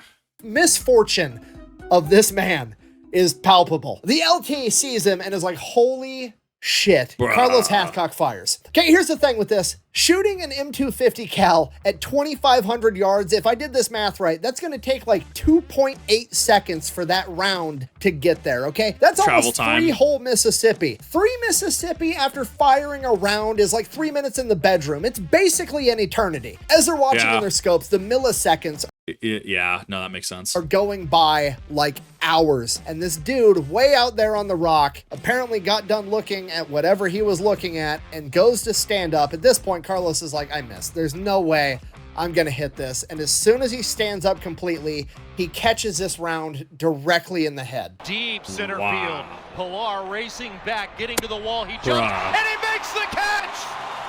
That was The hit awesome. marker. And this is actually the world record for the longest distance confirmed kill in combat from 1967 until it was broken in 2002. It took almost 40 years of technological advancement and a sniper shooting an actual big-ass hopped-up modern-day sniper rifle, and he only beat Carlos Hathcock's record by 30 yards. Now, to be Wow. completely fair, as I've kind of already explained, there was a fair amount of luck involved in him actually landing this shot, and he is the first person to actually admit that in his interviews. However, getting lucky is also kind of a skill, and Carlos Hathcock just doesn't miss. And if he hadn't have stood up, I'd have went over his head.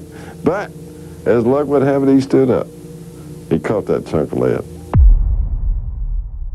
Just how unlucky do you have? It's just bruh, BRUH ... ellipses, right? I have no other words for that. Bruh. God, humans are weird, dude. We sit on weird things. Like, I'm still fixated on that partially. But just 40 years of technological advancements to even get 30 more yards. The skill on this man. There is no skill ceiling. The skill ceiling is the stratosphere.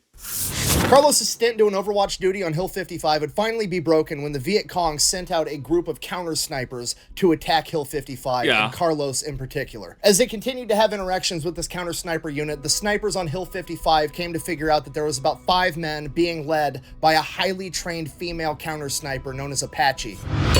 There was no women in combat roles during Vietnam, and they definitely would have been in a role as prestigious as a leader of a sniper crew. Maybe. Let's give it the 2-second Google test.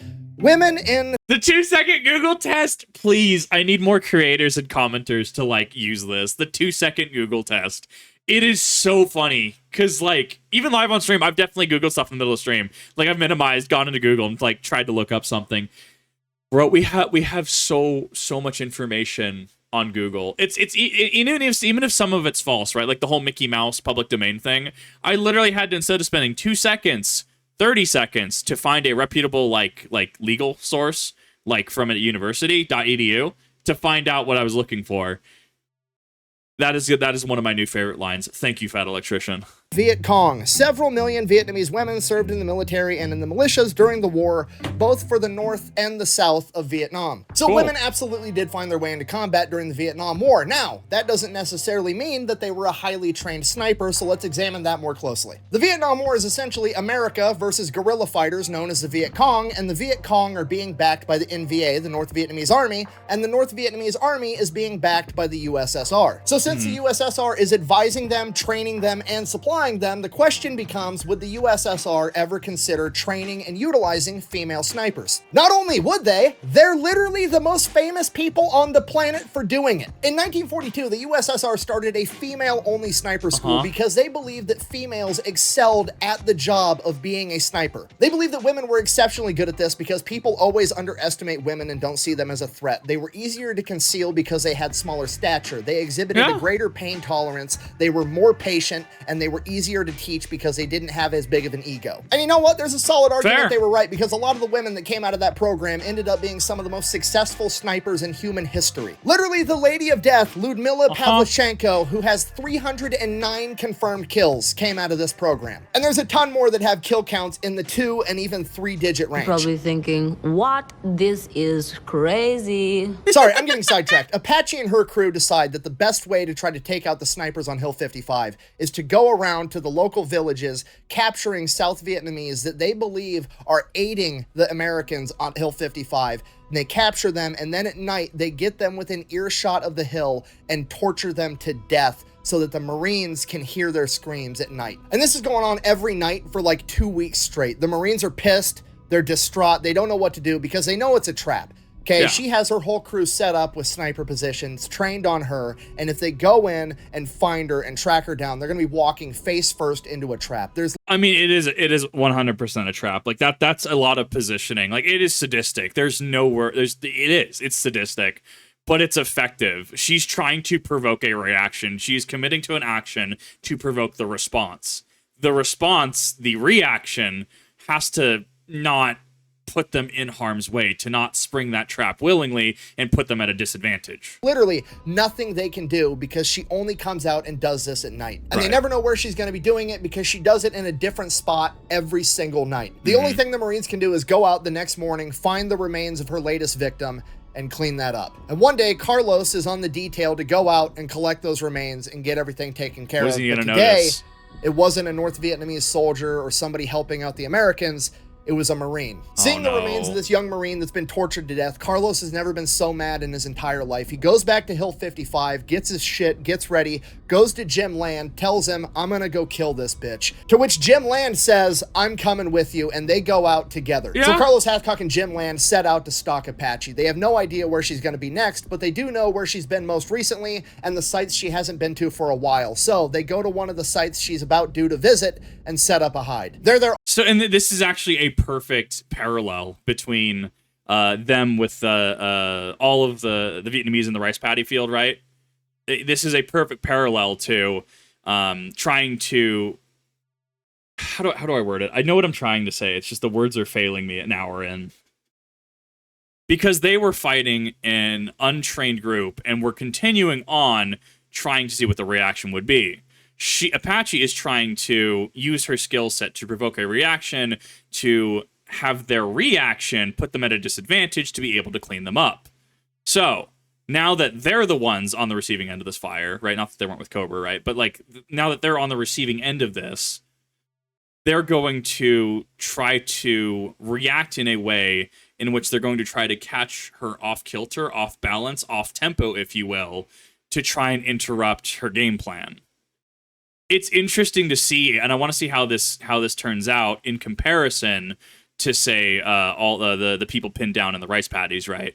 Now that they have the ability to do a reaction, but they're also trained enough that their reaction could mean the difference between winning and losing. All day, just scanning everywhere with the scope of the rifle and with their spotting scope. They're taking turns back and forth on who's on the rifle, who's on the spotting scope, because being in the prone firing position is absolutely exhausting. Carlos has just been in the prone for about an hour, and he goes to hand the rifle to Jim, and right as he hands the rifle to him, they both have a hand on it. Apache and 3 of her snipers appear off in the distance. Wow. Both Carlos and Jim tense up, not wanting to let go of the rifle, because both of them want to take this shot because it's personal. This little tug-of-war ends up alerting Apache, and she disappears, and the shot's gone. Both Jim Land and Carlos Hathcock are embarrassed. Now Apache knows they're out there hunting her, but that's what she's wanted all along, so they know that she's going to come and try to outsnipe them. So they're going to remove to a different hide, where they're going to have a look at their current hide and the area around it and try to spot her when she comes for them. So they go. She's incredibly skilled and perceptive, to even at that distance. Just like that is an unfortunate.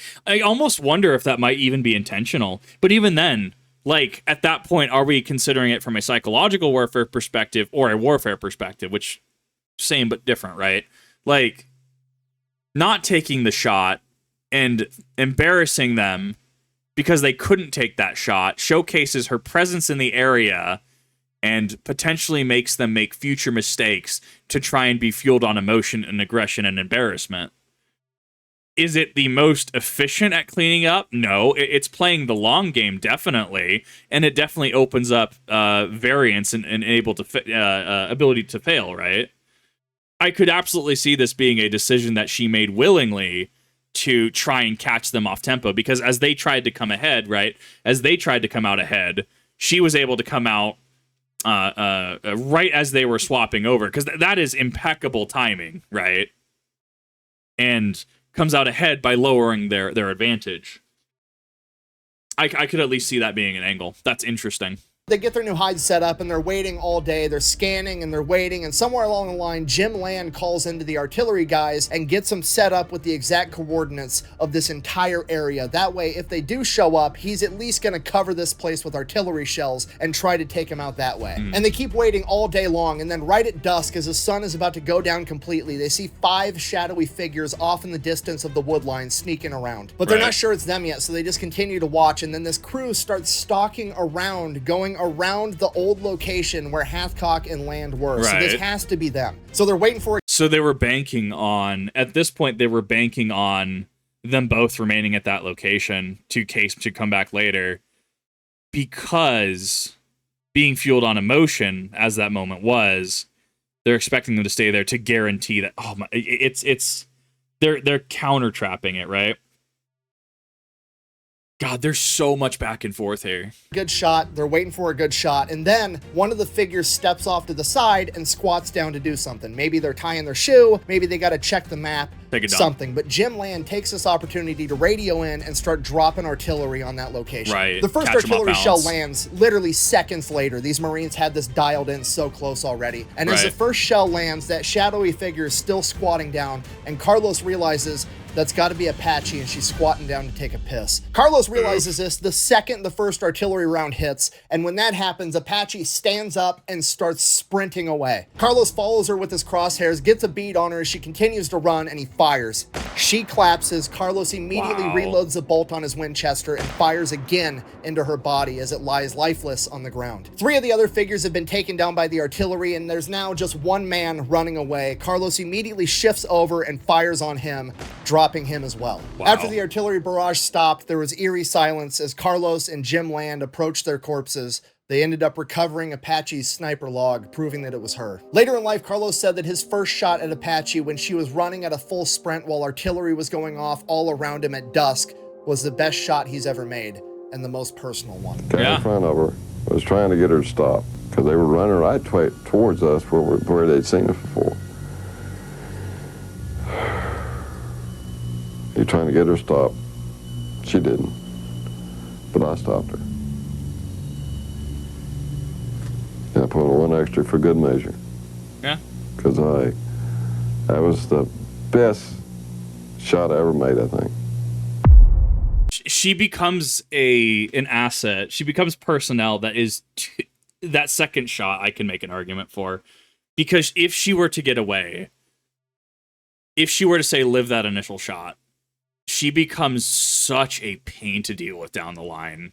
Like, she's clearly showcased she's capable. She's clearly showcased her sadistic nature to, any means necessary to obtain the end goal, right? Good God, though. Like, yeah, like that second follow-up shot, I could make a strong argument for. So Carlos Hathcock, Jim Land, and John Burke are all back on Hill 55. Things are kind of starting to slow down. I mean, they're still going out on missions, they're still doing Overwatch duty, but they're not having run-ins with any more main characters, people with nicknames and prowess. It's just your typical anonymous bad guys, your Homer Hamburger type situations. Now, Carlos has been in theater for about 11 months. Remember, the first 4 was him being an MP guarding the front gate to a base, but the other 7 months have been pretty fast-paced and non-stop the entire time. So in the next month or 2, he should be heading back home to see his wife Josephine, and he's ready for it. He's tired. He's been through an awful lot. At this point, he has about 86 confirmed kills and hundreds of probables that can't be confirmed because there wasn't an officer present to witness it. Then one day, out of the blue on Hill 55, a bunch of Force Recon Marines show up, but they're not acting like your normal Force Recon Marines. These guys show up. There's no pleasantries. There's no, hi, how are you? There's no introductions. My name's so-and-so. I'm from this unit. Nothing. They show up and are like, are you Carlos Hathcock? And he's like, yeah, that's me. And he's like, we need the best sniper around to go on a mission. I can't tell you what it is. I just need to know if you want to do it. This entire situation. I love that. We need you for a project. Can't tell you what it is. Are you in? So much is said that isn't actually said. Like, woo. Situation is weird. Carlos is thinking these guys got to be working for the CIA or some special operation that nobody knows about. Either way, he comes to the conclusion he has to be the one to go out on this mission because they're looking for the best sniper for a reason. Clearly, it's got to be extremely dangerous. And Carlos realizes that if he says no, they're just going to go to the next best guy. And if that next best guy isn't good enough to pull this off, Carlos is going to spend the rest of his life wondering that if he'd have gone on this mission, maybe that guy would still be alive. So Carlos agrees to do it. So they pull him in, they brief him on this mission. Basically, there's this man that they call the Frenchman that these Force Recon Marines have been stalking for months. Apparently, after the French left Vietnam and America took over the theater, this guy stayed for some reason, and he is now helping to run guns between the USSR and the Viet Cong. Wait a minute. Wait, what? Where did the French stand in this? So France did have a democratic or not democratic. They had a communist party. That's where Pol Pot went. Because Pol Pot went over to France for a little bit, and he was part of the Communist Party of France, and then he came back, and that's what followed was the events of Cambodia's civil war and S-21, which is definitely undertaught in school. Where did the French stand in this conflict? Were they in support of it? Because I mean, they were allied powers in World War II. I actually don't know enough about French history in this time period. There's a lot of moving parts there. Were the European power and Nam prior to the American arrival? But I mean, were they pro or were they pro USSR or pro America? Is this in the Frenchman? Is it him defecting, or were they buddy with USSR? They went to support French, so he's defecting from France. Okay, that makes sense. Group of guys, whether they're 4th Recon Marines or CIA or whatever they are, have apparently been watching this guy for months, and this guy never leaves this French villa compound that he lives in. The problem is they don't know how to get in there and take him out. If they bomb the compound and he's got some type of bomb shelter in there that they don't know about and he ends up surviving, he's going to bounce and he's going to be gone forever, and they can't have that. Yeah. They also can't send in a small team to take him out because this guy has a ton of security patrolling around this compound 24/7 all day, every day. What did he do? To which nobody can reasonably ask that question. That is a need-to-know basis. All that is known is that this is a target we need taken out. What as a civilian, I ask, what would constitute that level of security? That's interesting. The only time they ever actually get visual confirmation that this guy is inside the compound is when he actually shows up to the front gate to meet with the Viet Cong that are either dropping off or picking up weapons because he doesn't like them coming inside the compound, so he at least shows his face at the gate. So their thought is if they can get a sniper to take him out when he goes to the gate to meet the Viet Cong, that's going to be the best way to guarantee that this guy dies. But the problem with that is this villa is out in the middle of a grass field for like 800 yards in every single direction, meaning that the closest they're going to be able to get for a sniper is 800 yards away, which is really pushing the limits of what a sniper at this point in time can do, and they don't have anybody with them that can make that shot guaranteed. And this is a very... You have one shot, pun intended. You have one shot to actually to get this done, to get that job done. I mean, I would headcanon this as a potentially independently wealthy benefactor that can seek to profit off of supplying munitions and arms to the Viet Cong, right? An independently wealthy person being able to profit. Especially, and it's very interesting that he is just out of reach of what snipers in this era were capable of. Yeah, if you miss, the man just leaves, right? I mean, this is very invocative of the what is it? The mission with Captain Price in Modern Warfare, right? Modern Warfare 1, COD 4, where you're trying to take Imran Zakhaev or whatever, and you get his arm, but he survives, plot point, right? No, you have a single shot to get this right, or you lose that target, and there's not even a guarantee that you're going to be able to even find him this next time. This is where Carlos Hathcock comes in. So they give Carlos a topographical map. They tell him, here's the locations that we can insert you with a helicopter. Here's the places that we can extract you. Here's the villa. You pick where you want to line up your shot. However you want to get this done, you tell us, we'll make it happen. Carlos is examining this map. He identifies a good spot that he thinks he's going to be able to get this shot off at the front gate. It's about 800 yards away from the gate. From there, they figure the entry point with the helicopter, the extraction point, they get the whole plan laid out. Him and John Burke are going in the very next morning. That night, Carlos spends quite a while memorizing the entire topographical map. He's going to know exactly where they're getting dropped off, exactly all the terrain features in the area that he needs to be able to identify to know where he's going, and exactly how to get from the point he takes a shot back to their extraction point and get out. He doesn't even need to bring the map with him because it is burned into his memory. Very next morning, Hathcock and Burke jump inside this helicopter. They get flown in, they get inserted, they get dropped off. Helicopter takes off. These guys start sneaking their way through this wood line, making their way to where they got to line up this shot. It takes them a couple hours, but they finally make their way up to this big dirt mound right on the edge of the wood line. They get set up, they get their shots lined up. They're looking right at the front of this gate. There's patrols going around, but these guys are 800 yards away from this front gate. They're fine. They're just waiting, watching, and observing all day long, watching for hours and hours and hours. Sure enough, a convoy of cars comes rolling up the road towards this gate. They stop at the gate, a bunch of dudes get out, it's the Viet Cong, and they're waiting at the gate, and sure enough, this massive French guy comes walking out in a white button-up shirt. This dude's well over 6 feet tall. At this point, Carlos is thinking, you know, this is an 800-yard shot. We're really pushing the limits of when I can guarantee I'm going to hit, but this guy's doing everything he can to make it easy for me, wearing that nice white button-up shirt. He literally looks like a silhouette paper target that he's used to shooting back home at the range. Not only that, but because he's so tall, he is head and shoulders above all these Viet Cong guys, and as soon as he stops walking around and stops to talk at the guy in charge, Carlos lines up his shot, takes it, and just folds the guy in half. One shot, one kill. Hathcock and Burke slide down the reverse side of the mound and start making their way back to the extraction point. The Viet Cong and the guards have no idea what just happened. They don't even know where the shot came from. They're panicked, freaking out, running around, and Carlos and Burke make their getaway back to the helicopter, get picked up, get flown back to Hill 55, get dropped off, and they're like, cool, thanks, get the fuck out of my helicopter, and just ditch them. So now Hathcock and Burke are back at the hill like, What just This is a happened? weird day. Like, Yeah. they didn't say thank you. They didn't debrief him. Nothing. They just asked if the dude's dead. Carlos is like, yep, he's dead. They dropped him off, and that was the end of it. There's no, like, we'll be in touch. We'll talk to you soon. Carlos doesn't even know any of these guys' names. They just dropped him off and bounced. I mean, that is, what is that? Compartmentalized information on a need-to-know basis. All that matters is that the job got done. Let your quote-unquote betters discuss it. I don't think even it's an argument of betters, right? Like, there are absolutely things that are compartmentalized in terms of, like, information that is on a need-to-know basis, information that, even if you are, say, law enforcement trying to retrieve it, right? There are certain things that, even if it is a specific type of information, you cannot touch that. You have zero business with that information. Like, yeah, you are the tool for the mission. Somebody else gets to deal with the follow-up, the fallout, understanding that a piece is off the board. Yeah, in and out, never speak of it again, 100%.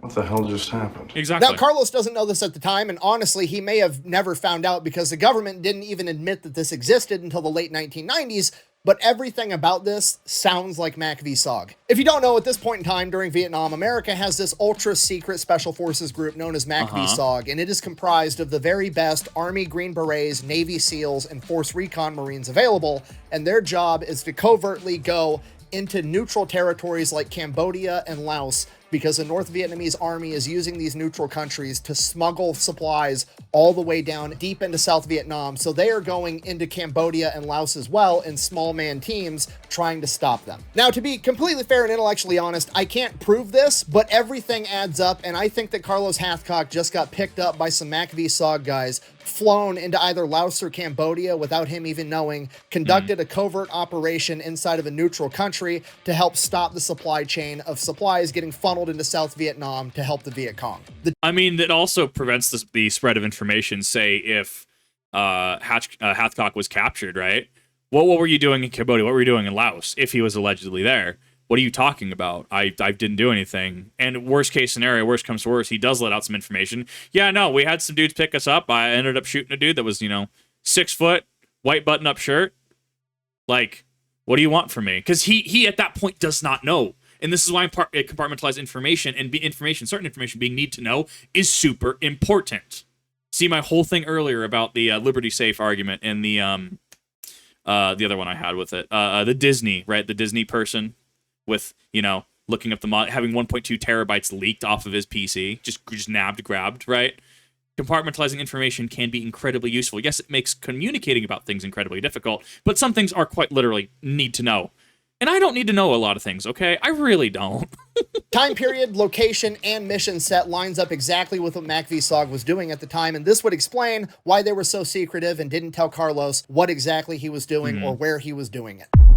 Yeah, no, that makes a lot of sense. I could get behind Back that home theory. on Hill 55, some time passes and everything's just regular. It's normal. Wake up, go to battle with Homer Hamburger, go to bed, repeat. This goes on for about a month, and then, sure enough, the Recon Marine / CIA / Mac v. SOG, whatever the fuck these guys are, they show back up again, asking for Carlos Hathcock. Pretty much the same exact thing happens. No pleasantries, no hi, how are yous, no introductions, doesn't know anybody's name, just, hey, we got a dangerous mission, you're the best man for the job, do you want it or not? And at this point, Carlos Hathcock is 3 weeks away from going home to his wife, Josephine. Absolutely nobody would blame him if he did not want to go out on this top secret, extremely dangerous mission with this weird special forces group that nobody knows who they are. But again, Carlos knows that if he doesn't accept this mission, they're just going to go to the next guy, and that guy isn't as good as Carlos Hathcock, and he just can't live with that. Right. Carlos accepts the mission. Okay, they take him in, they brief him on what's going on. It's basically the exact same mission as when he killed the Frenchman, except now it's even harder. This time it's an NVA general. He's living inside of this French villa that's kind of tucked up right by the wood line overlooking this enormous grass field. And the dudes briefing Carlos are like, this field is like 2,000 yards long. There's no terrain features to get the high ground. There's nowhere to even get a shot close. So obviously you're going to have to shoot from the wood line. The problem with that is they're patrolling around this compound 24/7 all day and night, and they're using dogs. So even if... Especially if this is tied to the Frenchman, you would assume security would even be increased from this, right? Depending if the Frenchman and this NVA individual were linked in any capacity, in touch in any capacity, or ran in the same circles, like, This is going to be made so much harder if that information actually passes to this new target. You can get close enough to take the shot, they're going to start looking for you and hunting you down with dogs after the fact, and then you're really going to have a problem. You're probably not going to make it out of this. Carlos is immediately like, I'm not taking the shot from that wood line, I'm taking the shot from that grass field. And the advisors are like, what? What are you talking about? To which Carlos is like, that's the last place they'd expect it to come from, so that's where it has to come from. I want you guys to drop me off way over here on the other end of the map. I'll go through these woods, and then I'm gonna low crawl for 3 days, moving 1 foot an hour until I can clear 1,200 yards to get within 800 yards of this villa, and then I'm gonna take the shot and hopefully sneak away. To which it is quite literally, the closer we are to danger, the further we are from harm. Good God. You have to be built different to accomplish this. Like, that is a certain level of superhuman ability and mentality that I can't even fathom.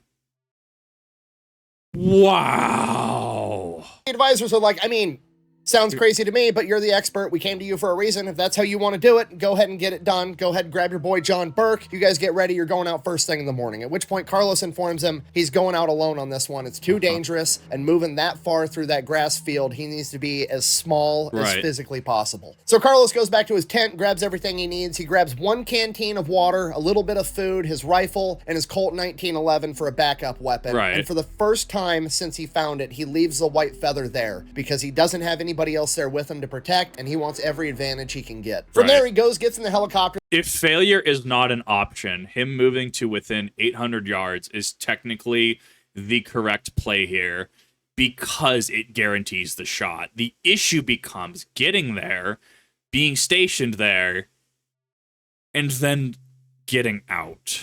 That becomes the issue. The extraction 100% is something that he has to just compensate for. And he can only bring so much ammo. He can only bring so much food. He can only bring so much water. Like, this is an absolute commitment to that action. They fly him there, insert him exactly where he wanted to be, drop him off right at dusk. He maneuvers through the wood line, gets to this field by nighttime, and starts low crawling all night long. And there's still patrols all night long. They're going around with spotlights, walking around. But Carlos only brought 1 canteen of water because he wanted 1 canteen on one hip. And he's not just going to crawl belly down this entire time. He's going to crawl on his side to leave as small of a trail as possible. Carlos is making himself so small, and he's moving so slowly under the cover of night that they would literally have to step right on top of him to be able to find him. And according to Carlos, they almost did on several occasions. They got within arm's reach. Fortunately for Carlos, every time the patrols got close, he could hear them goofing off or not taking this job very seriously because he knew that they knew nobody in their right mind would ever try to attack that villa from this enormous field that's being covered by patrols. They'd be coming from that other wood line. So and this is why this man is just next level intelligent. He is playing a different game than everybody else. Enemy's guard is down and they're not being very diligent, which is exactly what Carlos wanted. At this point, he starts getting a little bit more confidence that he's actually going to pull this off. Carlos crawls all night long. He makes it 500 yards in. And then as the sun comes up, his strategy is to just lay there, not moving. Try to sleep the best of his ability while still being alert. And he just doesn't want to move at all. It's too risky in daylight. So that's what he does. He lays there motionless all day long. When the patrols go by and he knows he can get away with it, he'll take a sip of water. Maybe he tries to eat a tiny bit of food. Otherwise, he's just laying there. So obviously this sucks, but the plan is it's supposed to suck. So everything's actually going great. But by lunchtime, a vulture, or whatever the Vietnamese equivalent of a vulture in this part of the world, starts circling overhead above Hathcock. To which Carlos is like, shit, what do I do? Do I just keep laying here and let it keep circling? Like, it's not going to get the balls to come up and try to eat me. I should be fine that way. But then he realizes it's a bunch of army dudes with their guard down. And if they see a vulture circling, one of those dumbasses might just be like, hey, let's go see what animal's dying in the field that vulture sees. So Carlos has to figure out a way to get this vulture to quit circling overhead. Now, he wishes he could just shoot the fucking thing, but obviously that's not an option. So literally the only thing he can do to try to get this this vulture off of his trail is to start moving slowly again, but now it's in the daylight, so it's extremely dangerous. But at least he's still pretty far away and he's not up close, so maybe nobody will notice. So that's what he does. He starts inching along again in the daylight, hoping this vulture fucks off, and eventually it does. By then, it's nighttime again. Carlos again crawls all night long, clearing hundreds of more yards. By the time the sun comes up the next day, he's made it a total of somewhere between 900 and 1,000 yards in, meaning he only needs to go 300 to 200 more before he can finally get that 800-yard shot. Luckily, there's no vultures circling overhead today. Unfortunately, he is now being eaten alive by fire ants. In addition to that, he's out of water, he's out of food, he's dehydrated, he's hungry, and he's just laying in this field dressed like a bush, getting baked alive by the sun while fire ants are trying to eat him. And this is a... Imagine, you're just getting bit by a bug, right? Say you're getting bit by something. You're gonna have a reaction. This man is not breaking character.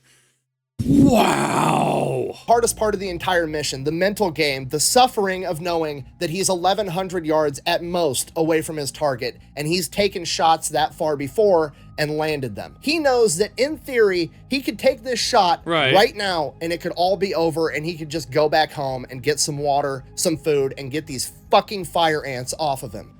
But that wouldn't guarantee the shot. It comes to a roll of the dice. Because he can either attempt to take the shot, and if it misses, everything goes south. You miss that one golden opportunity. And you don't even guarantee that you're going to come out alive.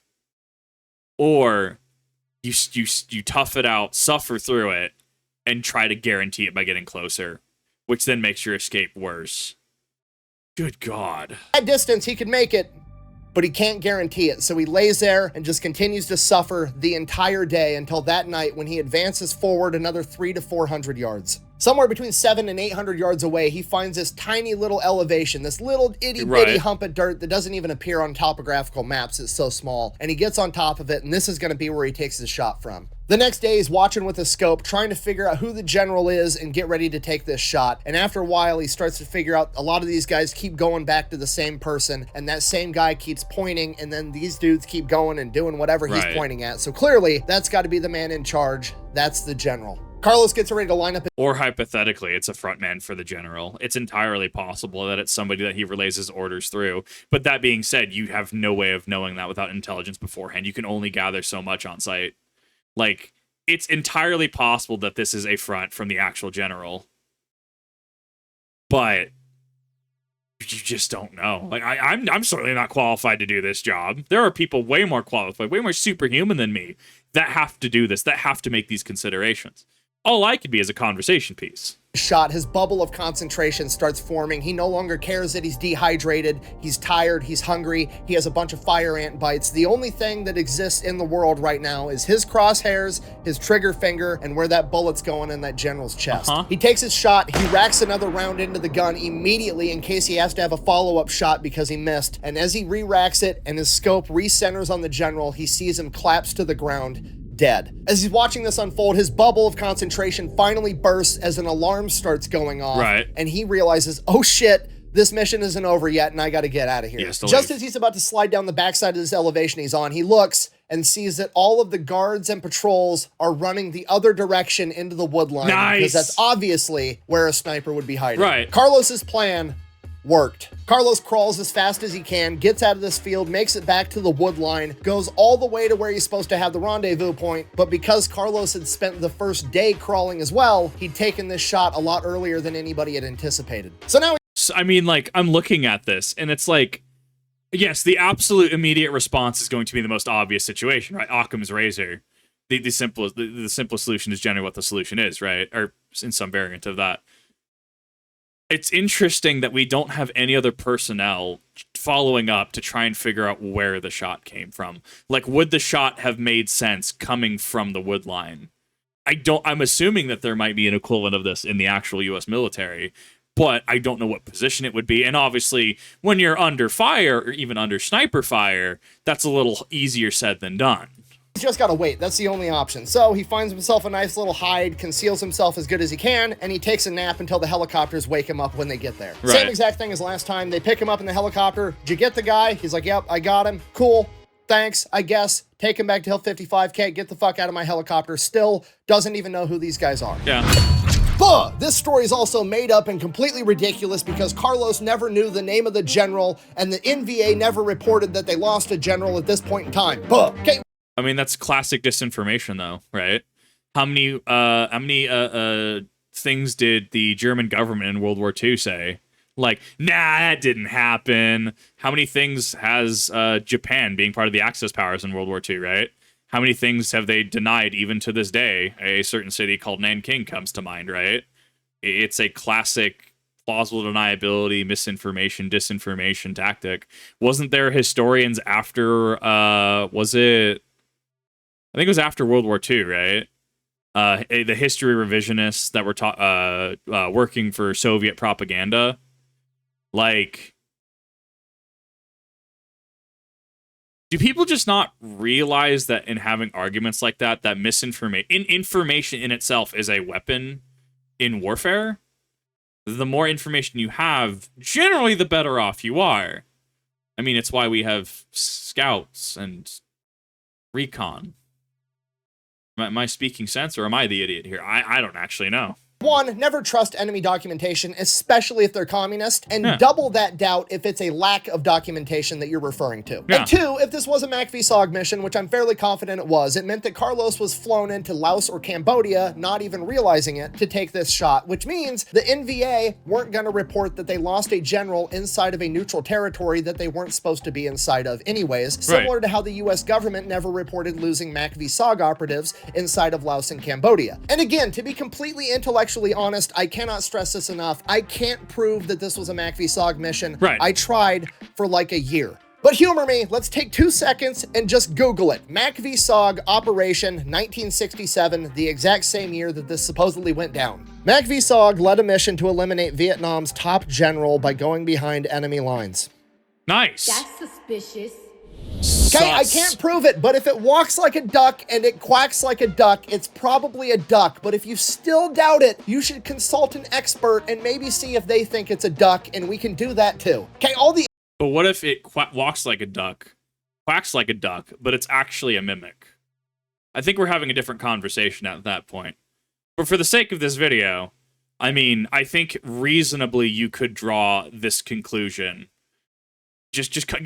I'm coming into this blind, okay? I know very little about MACV-SOG. I know very little about military operations. I'm coming into this. Evidence reasonably does point to this. And even if it's not MACV-SOG, cool, you could say that some U.S. interest-aligned group wanted this done. I mean, you could still reasonably draw conclusions from that, and then you narrow down official records, official accounts. I mean, it feels like this fits the bill. Interviews we have recorded of Carlos Hathcock discussing all of this, those interviews were conducted by a man by the name of John Plaster, who was a MACV-SOG operative in the same theater at the same time that became a sniper and then wrote like 15 books about being a sniper. On top of that, Jim Land, you know, his commanding officer and also a world-renowned sniper, was in multiple interviews after the fact and also never cast any doubt on anything Carlos said ever. So just so we're all on the same page, walks like a duck, quacks like a duck, and none of the experts at hand doubt its duckliness. It's probably a fucking duck. Quack, quack. Shoot the duck! Shoot the duck!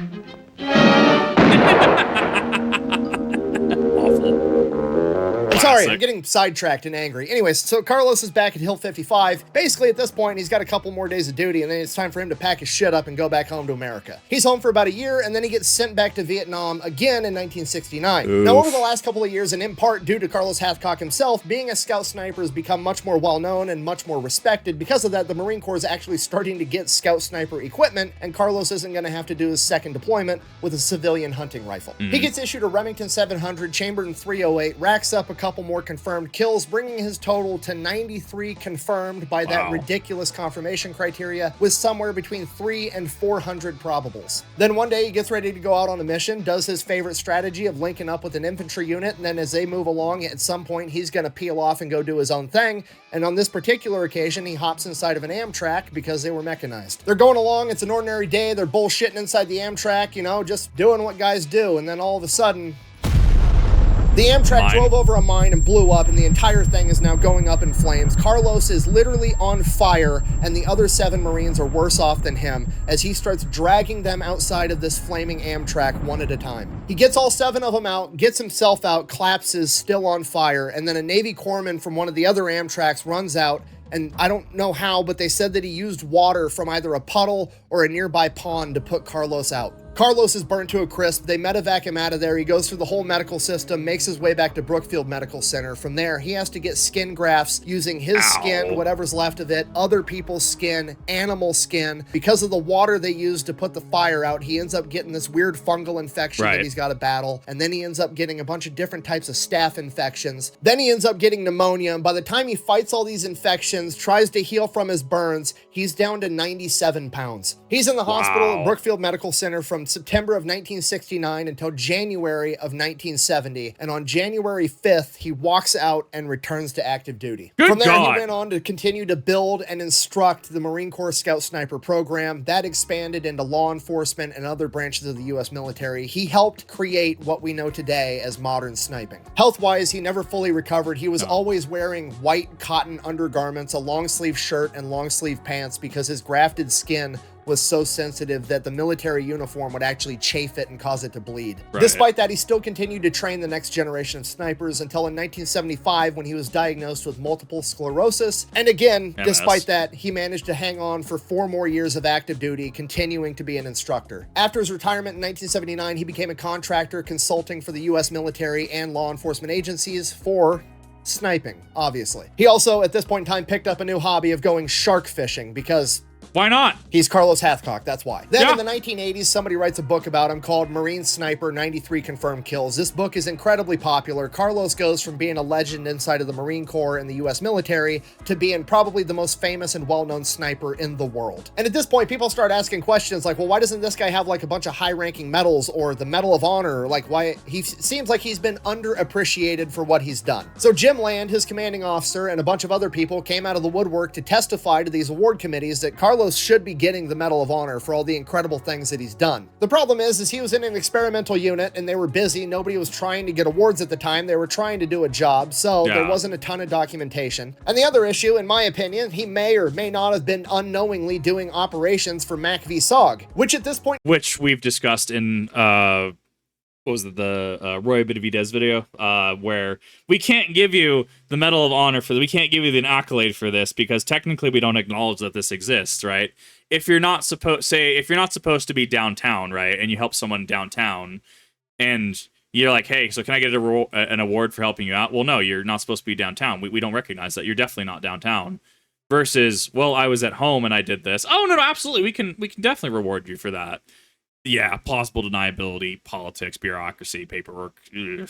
Time is still super top secret and the government hasn't admitted even exists yet. And you see this a lot from people from that era not getting the awards that they actually earned because they were a place that the government said they weren't when they earned that award. You have war heroes like Roy Benavidez who earned the Medal of Honor and didn't get it until 15 years after the fact because he was in Cambodia on a Mac v. SOG operation when it happened. So this award appeals process gets drug out for years, and by 1996, Carlos Hathcock is diagnosed with Parkinson's in combination to his burns, in combination to his MS, he ends up being bound to a wheelchair. In that same year of 1996, he was also retroactively awarded a Silver Star for his courageous actions of dragging those other Marines out of the burning Amtrak. His other incredibly heroic acts would go unrewarded, and in 1999, 3 years later, he would pass away due to medical complications at the age of 56. So in conclusion, that is the story of White Feather, Carlos Hathcock, the greatest sniper of all time. Thank you for watching. Best way to support the channel is go buy some merch over at thefatelectrician.com.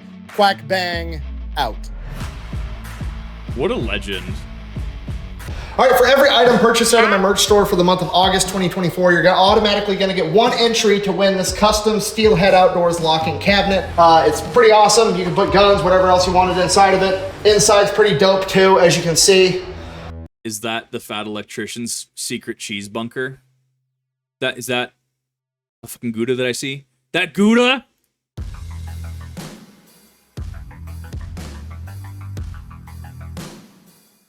Amazing.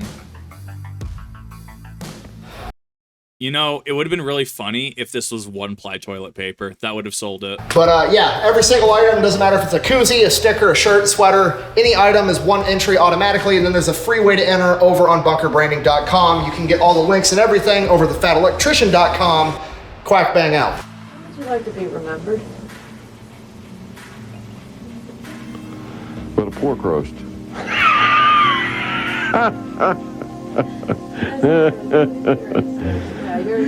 That's an Arkansas man, you know? That's it.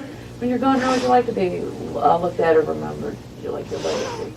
Just that I did a good job. I did a good job. That's all I want. That's all I want. Be recognized as somebody, Marine, trying to do his job. That's why I said it would have been funny to stock it with one ply. That would have been really funny. Good God. This was an amazing video. Do yourself a favor. Go ahead. Check out the original video. I did link the Fat Electrician as well as the Fat Files in the description. I'm going to do my best to remember to link Ballistic High Speed, and I believe there was one other person in there. I'm going to have to try to find him. High Pew. I can't remember his name offhand. I apologize. I'll make sure to link those down below. I'll link Pepperbox TV down below as well. Definitely go ahead and subscribe. Definitely give it a like. This was an amazing video. This was a work of passion, especially 2 years in the making, and this is nothing short of amazing. Definitely go check it out. What are your thoughts on it? I'm actually curious in regards to, I mean, I guess a couple of things. Curious in regards to implementation of strategies brought forth by Carlos Hathcock in regards to modern sniping philosophy and executing missions and stuff. I wonder how much of that endures today. I wonder how much of that has been modified. I wonder, you know, kind of what the origin versus end product, the cause and effect has kind of been there. It'd be really interesting. But that being said, also this comes with the OPSEC, Operational Security, and NDAs do absolutely matter. And, you know, at the end of the day, people don't need to know some things. It's okay for people to not know, especially if people's safety is in question there. But hopefully I brought some good points. Hopefully I brought some good citations. Hopefully I was in some way, shape, or form enlightening with this. This was nothing short of amazing. I would love for this to be one of his most viewed videos. This was probably one of his best videos he's made to date. In regards to the ending, it was a little loud. It's fine to have a room like that. The echo, if we would have toned that down a few decibels and kind of balanced it out, it probably would have been fine. I know it's very specifically the room and causing that echo, which led to a very loud effect like that. I don't know how you fix it. I'm not an audio engineer. One of those things I looked at, definitely got a little spooky, oops, jump scared by that. But that's really my only critique about the video. But the cheese locker was absolutely phenomenal. I'm gonna go, I don't know, Rack My 1911 or something. This was amazing. Definitely go check it out. Thank you everyone for watching, and I'll see you in the next one.